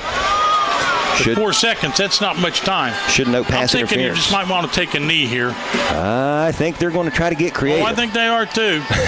Bunch trips to the right. The snap is mishandled, picked up off the ground. Pass caught by There it Livingston. is. He's looking for the hook and lateral. He pitches it to Highland inside the 40. Now he reverses field position, trying to find some room. Gets away from a tackler at midfield. Gets the edge over on the far side. Cuts it back, still on his feet, and finally brought down at the 38-yard line. And that is one of the more exciting 11-yard pickups that I think you'll ever see, but that brings regulation to an end. And sadly, there is a Musketeer player who is down at the tail end of the play. That's Connor Taylor. I'm hoping that's a cramp. I hope that is as well. It is. He's being checked out by the trainer. Boy, he was running hard trying to get to Highland. What an effort by Chase Highland on that. We are going to overtime. Ohio fans might be aware that it's a little different than Kentucky rules. I don't know if our Kentucky listeners and viewers are aware of that. Kentucky starts it out at the 10. In Ohio, they spot it at the 20. 1st and 10. They'll be redoing the coin toss and all that. The winner of the toss will elect to either go on offense or defense, and the winner of the toss always decides to go on defense first so they can see what their opponent does with their possession. So good to report that Connor Taylor is on his feet, and he is walking off the field to the Musketeers sideline under his own power. Now, he doesn't have to sit the first play, does he? Because it was into the... I don't think so, Coach. Usually if they got to bring a guy out or bring a trainer out for an injury timeout or what, but there was no timeout call. Yep. Because the play had expired. Now, 3 minutes have been put on the clock as a rest period before we start the overtime session. We've played 48 minutes of high school football tonight at the Coliseum, and we're going to have to play more to decide this one, as the score is even at 22. What a wild game this has been. Even at 22. What a wild game this has been. Portsmouth dominated the first quarter, outgained Greenup County 110 yards to -4 yards in the first period, and had the ball 9 minutes, whereas Greenup County had it just 3. The Trojans jumped out to a 15-0 lead. The Musketeers battled back. Big second quarter, evened up the score at 15. That was where things stood at halftime. Greenup County came out in the third quarter, scored the go-ahead touchdown, and added the PAT to make it 22-15 Musketeers. And then the Trojans battled back to even up the score at 22-all. This has just been a slugfest. You know, it's a very physical game. I didn't expect anything less than what we've seen. Brings back a lot of fond memories of the OKAC. The first year I coached, Chuck, we were in a Tri-State Athletic Conference, as you mentioned before. And we ran into Greenup County. That would have been 1977 when Jim Dunaway was ruling the roost for everybody involved. What a stallion that guy was. And they were really putting it to us at halftime. One of our coaches came in and was, chapping the kid pretty good. And we had an old wooden box, 3/4-inch plywood that we kept our field phones in. Well, back in those days, we didn't have the headsets. We had a regular phone. And Bob Jordan, our good friend that took care of the stadium, ran the phone lines. And he'd gotten new phones for us last night, but didn't tell us. It was a surprise. So when our coach came in at halftime, he kicked that 45-pound box as hard as he could with his foot. Thing is going to fly away. He never moved an inch. When I went in the locker, when I went to coach told me he was laying on the ground, screaming he'd broken his foot. And I said, you know, that's the only time I think I ever laughed when I was getting beat 28-0 at halftime. That was a good year for the Musketeers. Oh, boy, were they good. Best team that they ever fielded. They won a state-at-large championship, as it was called at that time. How'd that work?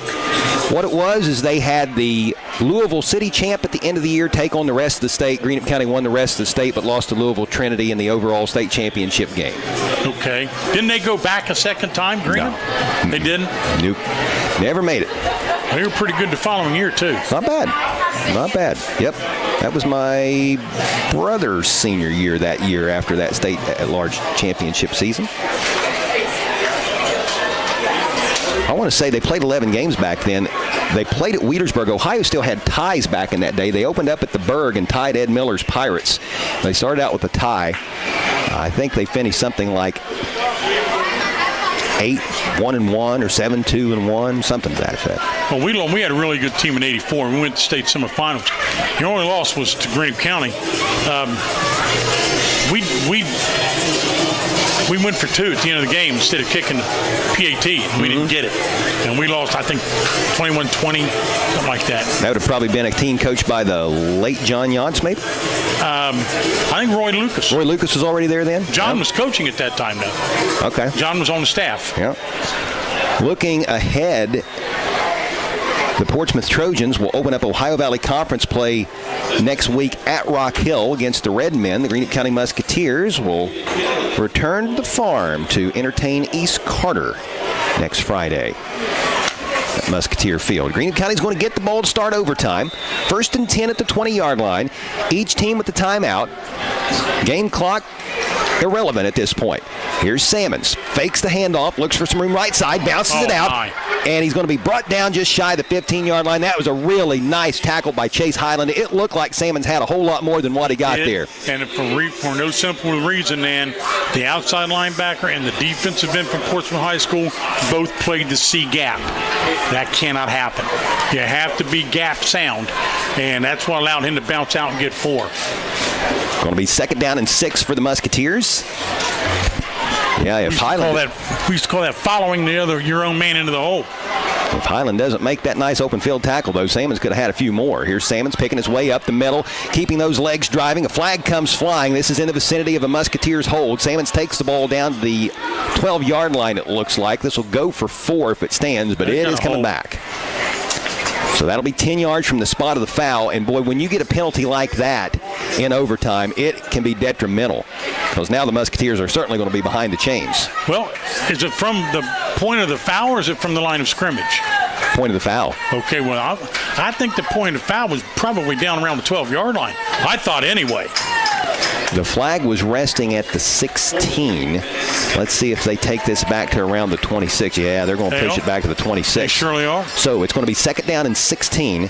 And now Coach Travis Jones, in his first year as a head coach, is faced with that same scenario that we alluded to a short while ago. He's got to get 16 yards here to try to move the sticks. Do you try to get it all in one play, or do you just chip away? You've got 3 downs to go 16 yards. I don't know how good the field goal kicker is from Greenup County, Chuck. He's not missed an extra point this year, but extra points and field goals and a pressure situation, overtime, a little different. Story. A little different. Carter Gillum is who we're talking about there, senior kicker for the Musketeers. 2 receivers to the right, 1 receiver to the left. Sammons in the gun. Passing it. Play action, throwing, slant. Drew Boggs, he's got him, and that's going to be a Musketeers touchdown. Greenup County goes up 28-22 here in overtime with the PAT to come. And don't forget, the Trojans will have an opportunity at the ball once this extra point try is concluded. Now will the Musketeers go for 2? Well, that was well-executed play that caught Portsmouth man-to-man with no free safety. And the outside man and the inside man crisscrossed and caught up, and you know, that's the danger of that defense down there. Drew Boggs is a nice target at 6'4". He had a 70-yard touchdown catch negated as a result of a penalty earlier in the game. Here's the all-important extra point. It is up, and it is he missed wide to the right. No good. Musketeers can't cash in. That is gigantic. If Portsmouth can score a touchdown, then the Trojans can win it with a Zach Roth PAT. Score stands at 28-22. 22. Let's step away for 30, and then we'll see the Trojan offense take to the... This broadcast of high school sports is being presented in part Answer me by this. the Glockner family of dealerships, which include the Glockner GM Superstore in Portsmouth, Glockner Honda Toyota in Portsmouth, Glockner Chevrolet GMC and Buick in Ironton, Glockner Dodge Chrysler Jeep and Ram of Ashland, Glockner Ford in South Point, and Glockner Auto Credit, with 6 locations around the tri-state Auto Credit, with 6 locations around the tri-state area. Portsmouth, South Point, Waverly, Jackson, Chillicothe, and Shop online at Glockner.com. At Glockner, they make it easy. Greenup County just moved ahead at Portsmouth 28-22 in overtime. Here are the Trojans going to work on offense. Williams with the design quarterback keeper tries to turn the corner right side. He'll pick up a few yards down to around the 18. Gain of 2. It will be 2nd down and 8. Changes happen quick, especially when you get your tires changed at Bob and Floyd's on Chillicothe Street in Portsmouth. There's just been a change on the scoreboard with the Musketeers scoring a touchdown to go up in overtime. The scoring drive is a service of Nancy Hawk at the Real Estate Gallery, Wheelersburg in Portsmouth. For all of your real estate needs, phone 574-9902 or log on to realestategallery.com. The drive was technically 20 yards, but the touchdown covered 26 yards after the penalty pushed the ball back. Tyson Salmons connecting with Drew Boggs. The extra point was no good. 28-22 is where we stand. Here's Williams rolling left. Pass caught, and the tackle was made down around the 11-yard line by Tyson Salmons on the receiving end of that Trojan reception. There's a young man whose name we have not called yet tonight. Yeah, it's Lucas Bradley. He is a 5'10", 157-pound junior, and what a time to have your name called, stepping up in a crucial situation. That goes for a gain of 7. It's a big 3rd down and 1 for Portsmouth. You got to think it's going to have to be Highland. Yeah, at least 2 times in a row. I'm thinking if they can't get it this time, you got to get it. You got to give it to that. Check give this. it to that stud. Highland's lined up as the fullback on this play. Yes, he is. And it's quarterback sneak. Williams. He's got the 1st down. By plenty. Did he lose the ball at the end? Did he lose the ball at the end? He did. Game over. Musketeers recover, and Greenup County is rallied from 15 down to pick up a 28-22 overtime victory at the Portsmouth Coliseum. Coming away with the football for the Musketeers looks to be Gage Gullett, a 5'10", 225-pound junior. The ball ends on a fumble, a Hope Source recovery fumble. Start your recovery today by phoning Hope Source at 740-353-HOPE. A heartbreaker for the Portsmouth Trojans, but what a ball game. And what great efforts on behalf of both sides. Coach Bruce Cobb's Trojans will certainly learn from this one and live to play another day. They open up Ohio Valley Conference play next Friday at Rock Hill in a game you'll be able to tune into right here on Fox Sportsmouth AM 1260 and 95.7 FM. The Trojans 1-2 after this one. The Musketeers improve to 2-1 and head home to Lloyd to host East Carter next Friday. Post-game coverage coming your way next. Game is done, but we're not. You're listening to high school football on WNXT. We're back in 3 minutes.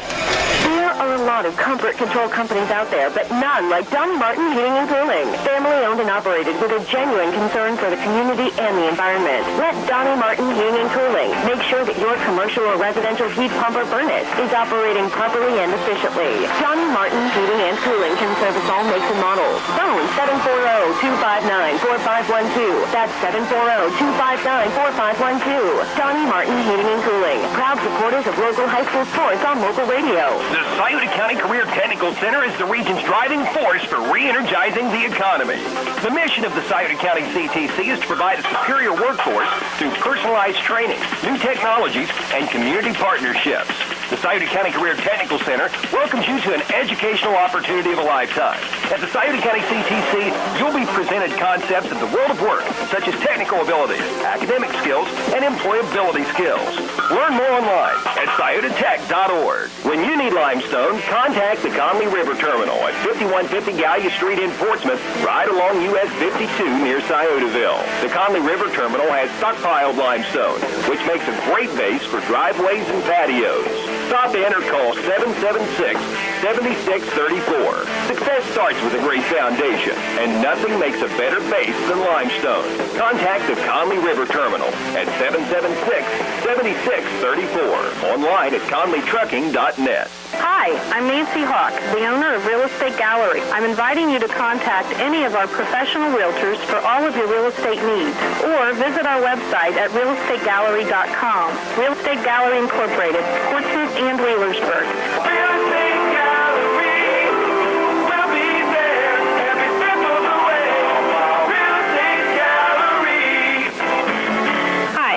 Abby from People's Bank. I'm here to tell you about People's Bank's new CD special. It is so good, you need to stop by any People's Bank location today and ask your banker to tell you more. Or visit tebo.com. This special will not last long. You must open your account by September 7th. People's Bank. Working together, building success.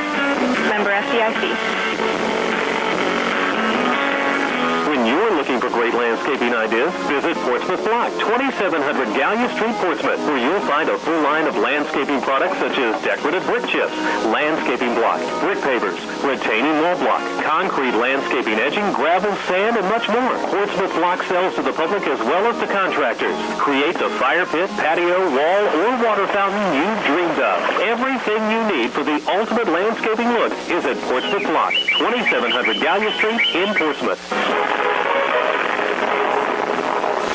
The Portsmouth Trojans have fallen to the Greenup County Musketeers 28-22 in overtime this evening. I'm Chuck Greenslade along with Coach Kurt Clifford and Matt Payton. We welcome you to the Menford Telephone, Menford TV, and Falcon One Internet post-game show. We'll be taking a look at scores from elsewhere around the area here shortly, as well as stats, and we'll be naming all of our award winners. For over 100 years, the Menford Telephone Company has proudly served the area with its communication needs. Today, the Menford Telephone Company provides fiber optic internet, TV, and telephone services on the area's only locally owned fiber optic network. Call the Menford Telephone Company at 740-820-2151 or visit their new website at falcon1.net for more info. Go fast, go fiber, go local, the Menford Telephone Company. Coach Clifford, these tight games certainly hurt, but boy, what great efforts by both the Trojans and the Musketeers here tonight at the Portsmouth Coliseum. A good game, was it not? I'll tell you what, that outstanding football game. Fans got their money's worth. Very physical on both sides of the football. Congratulations to Greenup County on the win. That's a tough pill for Portsmouth to have to swallow. That puts Portsmouth at 1-2, and they've got some soul searching to do. I know it's early in the season, but we know how good Ironton and Fairland is, so they just got to regroup and they got to clean some things up defensively, and hopefully they can get back on the ball next week. 28-22, the final. Greenup County wins it in overtime at Portsmouth. Checking some other final scores. Jackson defeated Wheelersburg tonight, 28-20. The Berg is 1-2 to start the season. The Rock Hill Red Men, whom the Trojans will visit next Friday, defeated Oak Hill 47-13 this evening. Those are the only finals we have right now. The Menford Falcons were leading Wellston 42-15 at last report. Green had a 13-10 advantage over Manchester. Corning Miller was up on East 27-20 last count. And that is, looks like a final. Miller beat East. Corning Miller did defeat East. Some other scores to pass along. A lot of points put up over at the Rock tonight in West Portsmouth. The Senators were leading Hillsborough 49-34 last count. Ironton and Fairland. You talked about those two being so strong in the OVC, Coach. Well, Ironton was certainly stronger than Fairland tonight. Ironton 62-14 over Fairland. The Gallia Academy, another good team out of the Ohio Valley Conference. Leading Point Pleasant, West Virginia, 42-10 in Kentucky. Lewis County trails Breathitt County 28-0. Those are some of the scores that we have to share for you right now. Tonight's game had a sponsor step forward. Howerton Engineering from South Shore, and this game was referred to as the Ohio River Shootout. Howerton Engineering supplied Player of the Game awards to both squads. The ceremony just took place for that, and now the Portsmouth Coliseum starts to empty. Some hearts heavy, some extremely very happy, but a whole lot of football left to play for both of these teams as we are just at week number 3. Matt, let's go ahead and bring you in. We'll talk about the stats from this one. If you're just joining us, again, the final score, Greenup County a winner over Portsmouth 28-22 in OT. All right, Chuck, and let's cut into some stats. First, we'll start with the home team on the scoreboard, the Portsmouth Trojans. The Trojans finished with 21 first downs on the evening. They had 9 passing, 12 rushing, 5 of 10 on third down efficiency, so 50% on third down.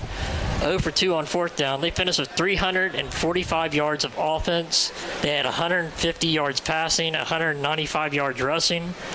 They had 5 penalties for 46 yards, and their time of possession was 37 minutes. So a lot of time with the ball. Individual stats for the Trojans. Cameron Williams had a really solid efficient night, 13 of 16 for 150 yards and a touchdown passing.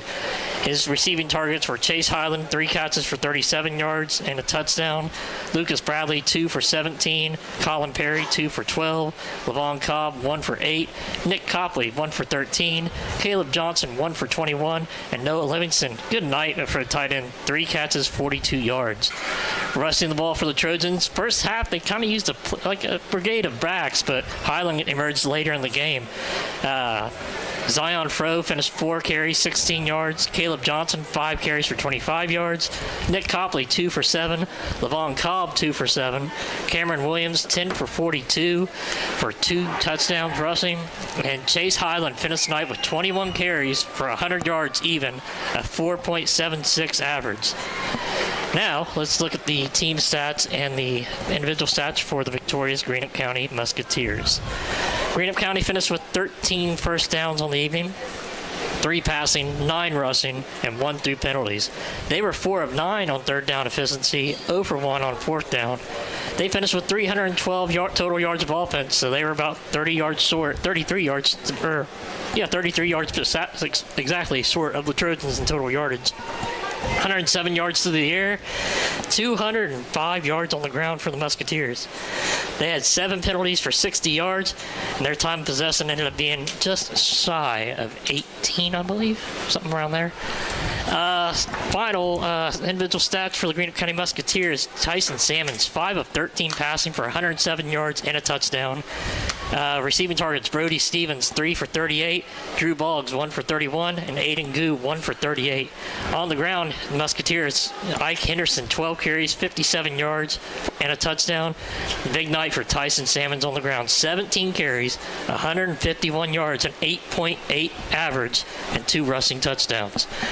A special note, too, defensively. There was a lot of tackles. Ike Henderson had 14 tackles. Caden Holmes had 14 tackles. Waylon Perkins had 10. And Drew Boggs had 11.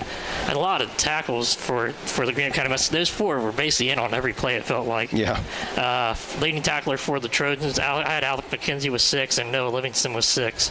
Leo Posey's with 5. So, big night for the Musketeers. But let's talk about the turnovers, Chuck. Let's do it. It's time to check the turnover report, which is a service of the Barrett Murphin Insurance Agency at 1031 Gallia Street in Portsmouth. Isn't it time you turned your insurance needs over to Barrett Murphin? Give Dan Cassidy a call at 353-3121. Turnover count finished 2-1. Portsmouth had 2. Greenup had 1. Both had a turnover, fumble in the first half. And then the second half, the last play of the game ended up being a fumble recovered by it was Cooper. Hold on. Cooper Gullett, I believe was the name. Last name was Gullett. I do know that. I think was it 58? It was Gage Gullett. So Gage Gullett came up this fumble at the very end. And that's basically the turnover report. Good deal.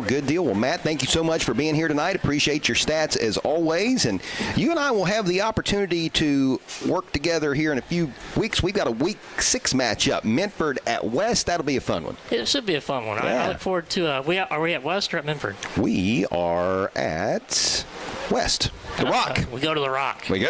Well, we'll have some fun over there. No doubt about it. Well, hopefully you'll have fun tomorrow night as your Notre Dame Titans visit Fisher Catholic. You being an assistant for Coach Buster Davis on the Titan staff, trying to run your record to 3-0 tomorrow night.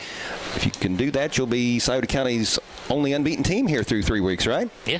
All right. Like I said, one game at a time. So we'll see how it goes. Coach, it's been a pleasure as always. Baby. Take care of my partner, and my ex-partner.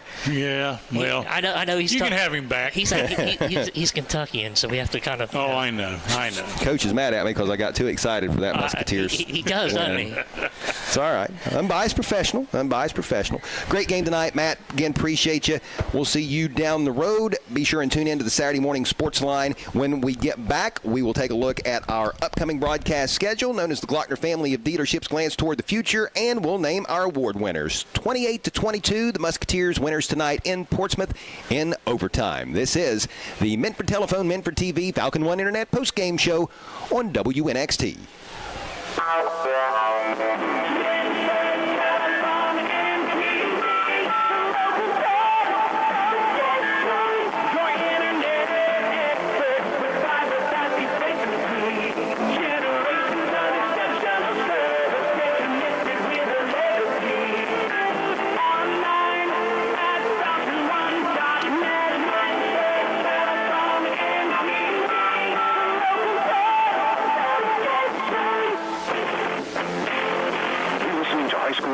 All season long on Hometown Radio of Portsmouth, presented by Appalachian Marketing Media, Sherman Cricker Insurance, Atomic Credit Union, the Scioto County Career Technical Center, Donnie Martin Heating and Air, Clark's Pump and Shop, Dyer Insurance, SOMC, Monroe's Frame and Collision, the McKinley Funeral Home, Portsmouth Insurance, a TAH benefits partner, as well as the Glockner family of dealerships.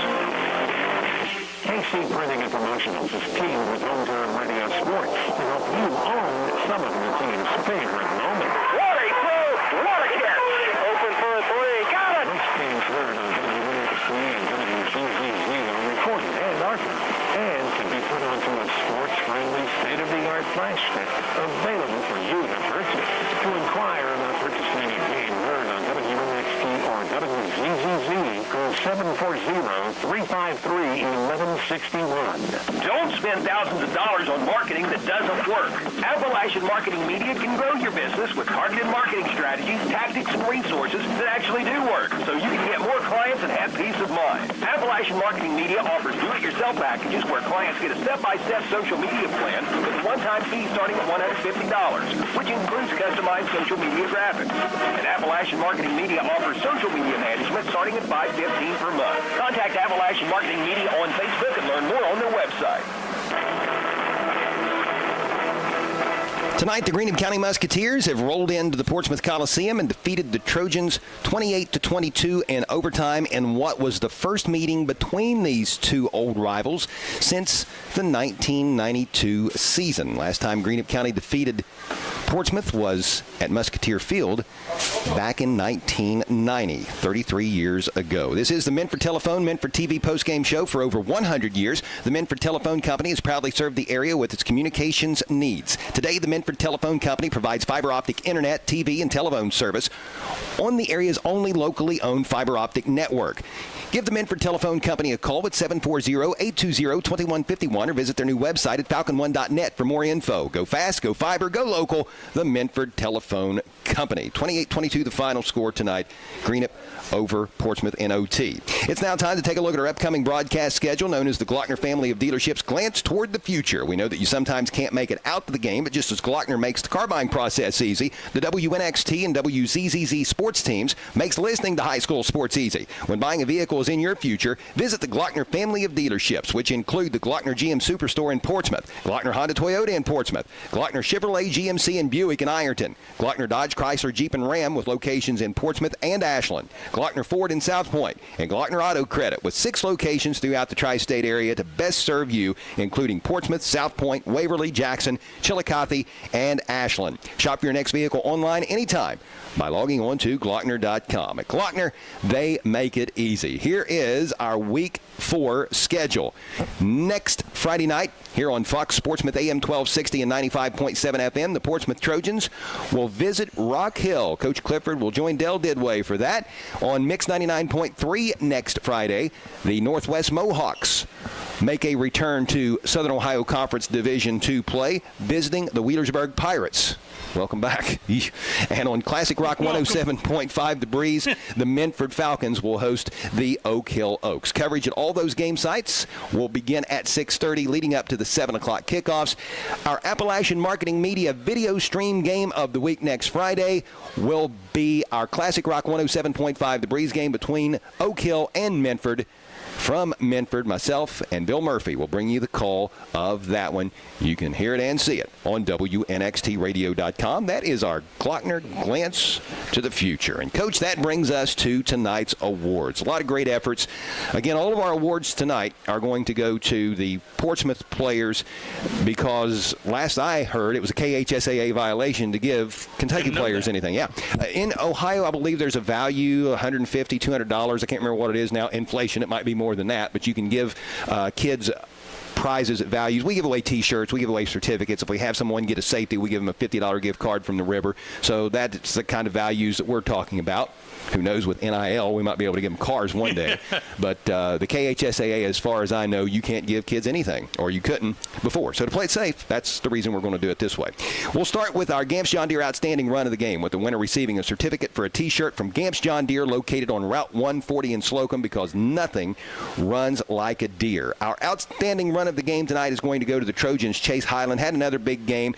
He made several big runs as he wound up with exactly 100 yards rushing, but the run that I am referring to is the run he had after catch on the throwback screen, catching a pass out in the left flat from Cameron Williams and taking it 12 yards for a touchdown. That made it 22-21 in the fourth quarter. At the time, the PAT evened up the score at 22. But another solid outing for Chase Highland, Coach. Oh, yeah, really solid.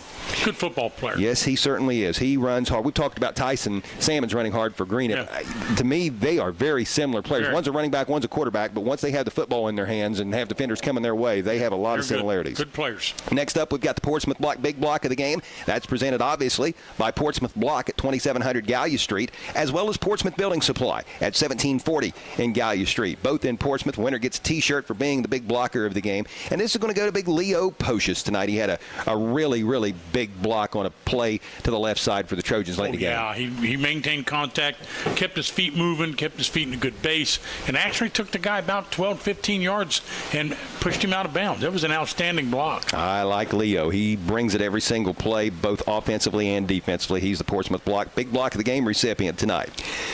Oh, this next one. This could go to so many different guys. It's the Monroe's Frame and Collision Big Collision of the game. The winner receives a T-shirt designating him as tonight's big hitter. This courtesy of Kevin Monroe from nearby Monroe's Frame and Collision, one of his many locations here in the Portsmouth area. I liked it when Noah Livingston came up, filled the gap, and made a big hit. Didn't he? He did. He really did. Yep. But now, like you said, I'll tell you what, Dylan Sanderson had one. Sanderson, rather. Leo had a couple in the backfield. I thought Trevin Brooks had a couple nice hits. And, Greenup County had a lot of good hits. Yes. We just can't give anything to those kids. But they had a couple young men that also would have been up for that award had they been eligible. So that was a tough pick. Yeah, it certainly was. And Livingston, not to get off topic, he made some nice catches offensively, too. Yeah, great game. Really good, solid game for the linebacker and PHS tight end. Next up, the Roger and Snuffy Player of the Game, which is presented by Collier Companies in honor of longtime area sports broadcasters, the late Roger Gray and Jim Snuffy Smith. Collier Companies is located on Collier Corner at 1661 State Route 522 in the Berg and consists of Collier Construction, Collier Leasing, Collier Safety Services, and the Collier Medical Primary Care Clinic, which is now accepting all major insurances and new patients. Besides presenting the Roger and Snuffy Player of the Game, Colliers will also offer up a $50 gift card from the Scioto River to any defender who forces a safety. We didn't have a safety tonight, so we'll hold on to that gift card for another day. However, we do obviously have our player of the game, and tonight's Roger Gray and Jim Snuffy Smith player of the game is Portsmouth's freshman quarterback Cameron Williams. He put up some good numbers this evening, the best of his young career. He completed 13 of 16 passes for 150 yards and a touchdown.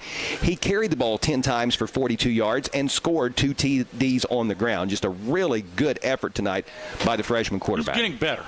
No doubt. He's got a high upside to him. He's not even close to reaching the ceiling yet. He's a hard worker, disciplined kid. Very deserving of this award. He's a warrior.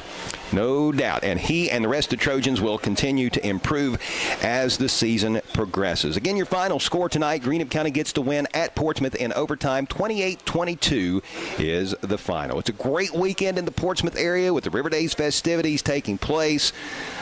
The great shows, the great entertainment, fireworks scheduled for Sunday night.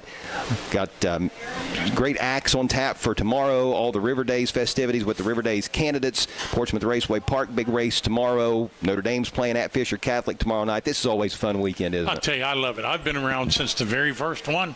That's right. Since 1964. And it's always an exciting time of the year. And something you forgot to talk, there's the big kickoffs tomorrow for the regular season of college football. 100%. What I like to say, the annual bashing of Ohio State's coaching staff and Coach Day and the rest of them. because there's an awful lot of people out there that don't have a clue what they're looking at, but it's Ryan Day's fault. Yeah. So I always get a big kick out of those guys. I was speaking with a friend of ours a little earlier who teaches at the Scioto County Career Technical Center.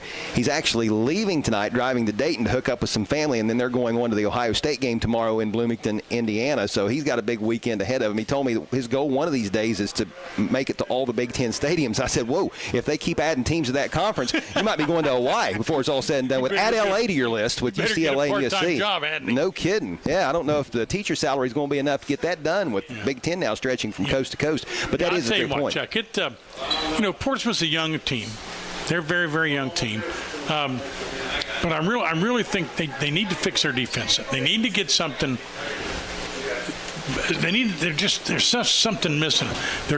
When you're giving up 28 points a game after 3 games, you might want to tweak a few things. Take a look at the thing. I think their offense, even though they didn't have a real good outing last week at West, a lot of that was because West was playing very well defensively.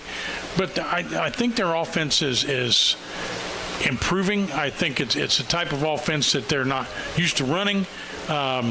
Their mindset is coming around to what they have to do and how they have to call games. But I think that they're going to be okay down the road. Greenup County is a physical football team. I don't know what the rest of their schedule looks like, but tough. But they're going to be a team to have to be dealt with. They're not a veteran bunch of guys in their own right. They got some really good young football players on their team. But I thought tonight was a great game. I enjoyed it. I hope they can keep this thing going. Yeah, it just makes too much sense for them not to play. Obviously, Greenup County is a big school district geographically. I don't know if the folks from Wurtland and the ones who live out Route 1 have a lot of ties with Portsmouth. It seems like, when you're in the Greenup County School District, if you say you're going to town, if you live to the west side of the Jesse Stewart Bridge, that means Portsmouth. If you live to the opposite side, you're going to Ashland. But for the folks down on the western end of the county around South Shore, South Portsmouth, those who went to McKell Middle, this means a lot because they spend a lot of time crossing the U.S. Grant Bridge to do business and eat at restaurants and such. Hey, how far are they apart? 8 to 15 miles? If that. Yeah, it's just a hop, skip, and a jump. I think it's a natural rivalry if they can. The only thing that caught us up with the OKAC was the fact that Kentucky used to, I don't know if they still do, Chuck, but they would redistrict their teams periodically. And they still do. Yeah. Oh, they do? Well, they still do. That's why that was part of the problem with the old league. Both these teams have a pretty tough stretch coming up. Portsmouth is at Rock Hill next week, then go to Gallipolis the week after. The next home game will be September 22nd when the Cold Grove Hornets come to town. The Hornets were down against Meggs 24-6, and they have come back to take a 42-36 lead in the fourth quarter. Got a really good running back.